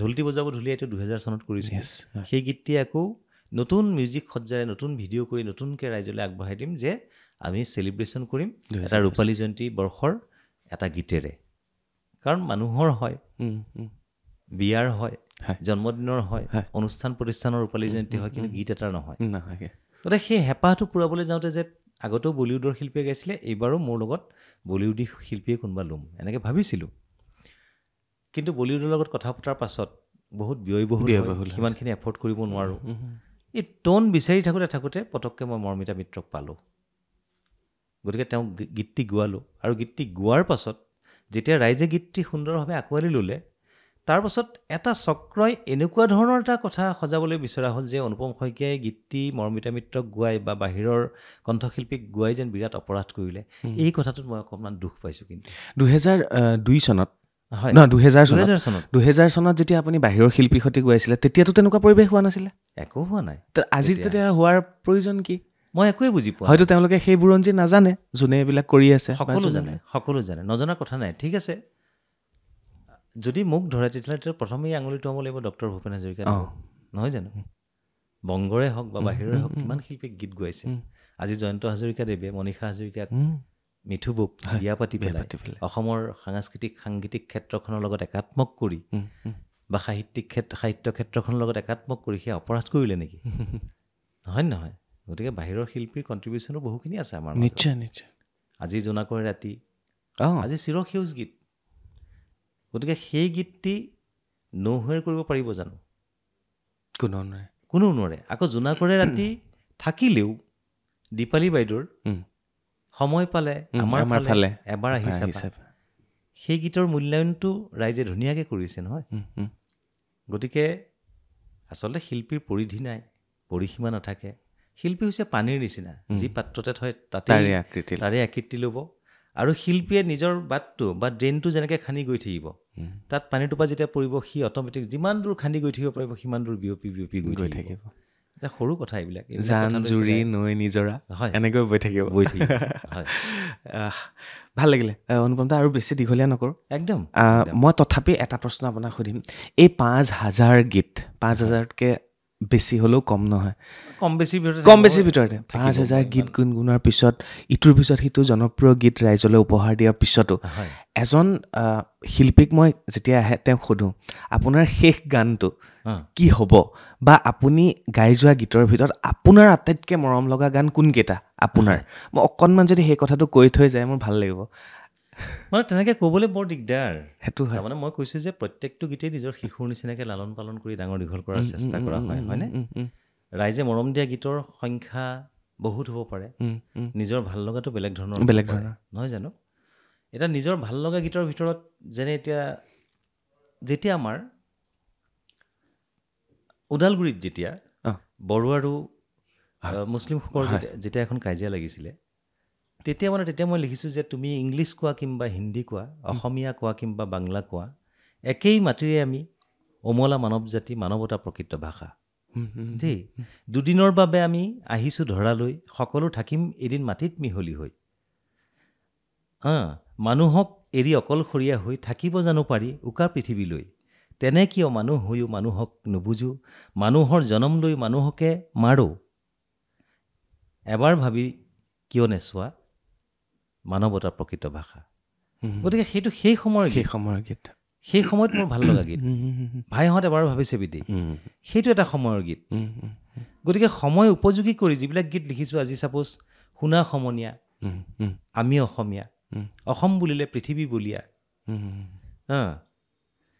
মহামিলনৰে ঠাই নাই নাই নাই ক'তো দেখা নাই, নিচিনি মৰো নিজক পিছে হাই।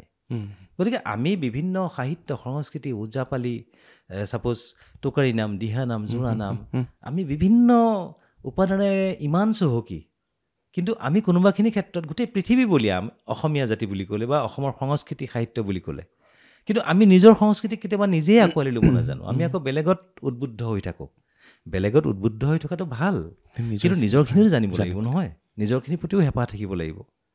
গতিকে সেই সময়ৰ গীত সেইখিনি লিখিছোঁ। মানে সময়ে সময়ে গীতৰ পৰিভাষা পৃথক হয় আৰু ভালপোৱা গানৰো মানে হেৰিটো বেলেগ। কেতিয়াবা ছাপ'জ কোনোবাখিনি সময়ত মোৰ মনত জাগিছে যে হস্তিৰ শক্তি কিনিনো গ'ল, নেগুৰত নধৰাকৈ চলিবৰ হ'ল, নিজৰ শকুতিক বন্ধকত থ'লে কি লাভ হ'ব কথাটি ভাবিবৰ হ'ল।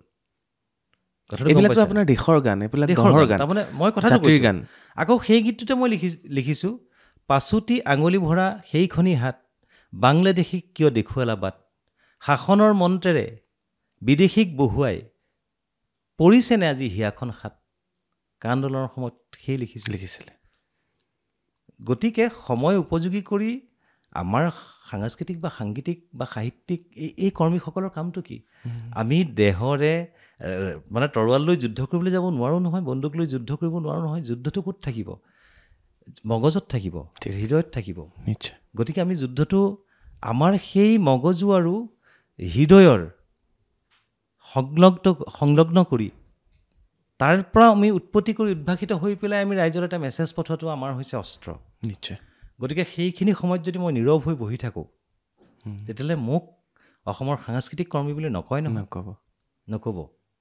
গতিকে এনেকুৱা বহু কথা আছে। গতিকে গীত কোনটো আচলতে আপোনাৰ প্ৰিয় বুলি ক'বলৈ বৰ দিগদাৰ। এতিয়া কেতিয়াবা ছাপ'জ তুমি তোমাৰ একদম অফিচৰ কাষতে 7 নম্বৰ বাইলনত সোমাওঁতেই মই সেই ঘৰটোত ভাড়া আছিলোঁ। জিতেন ডেকা ডাঙৰীয়া আছিলে দেই, আমাৰ কণ্ঠশিল্পী জিতেন ডেকা, তেওঁ আছিলে কাষতে। বাৰান্দাত বহি আছোঁ, টিউশ্যন কৰিবলৈ ছোৱালী এজাক গৈছে।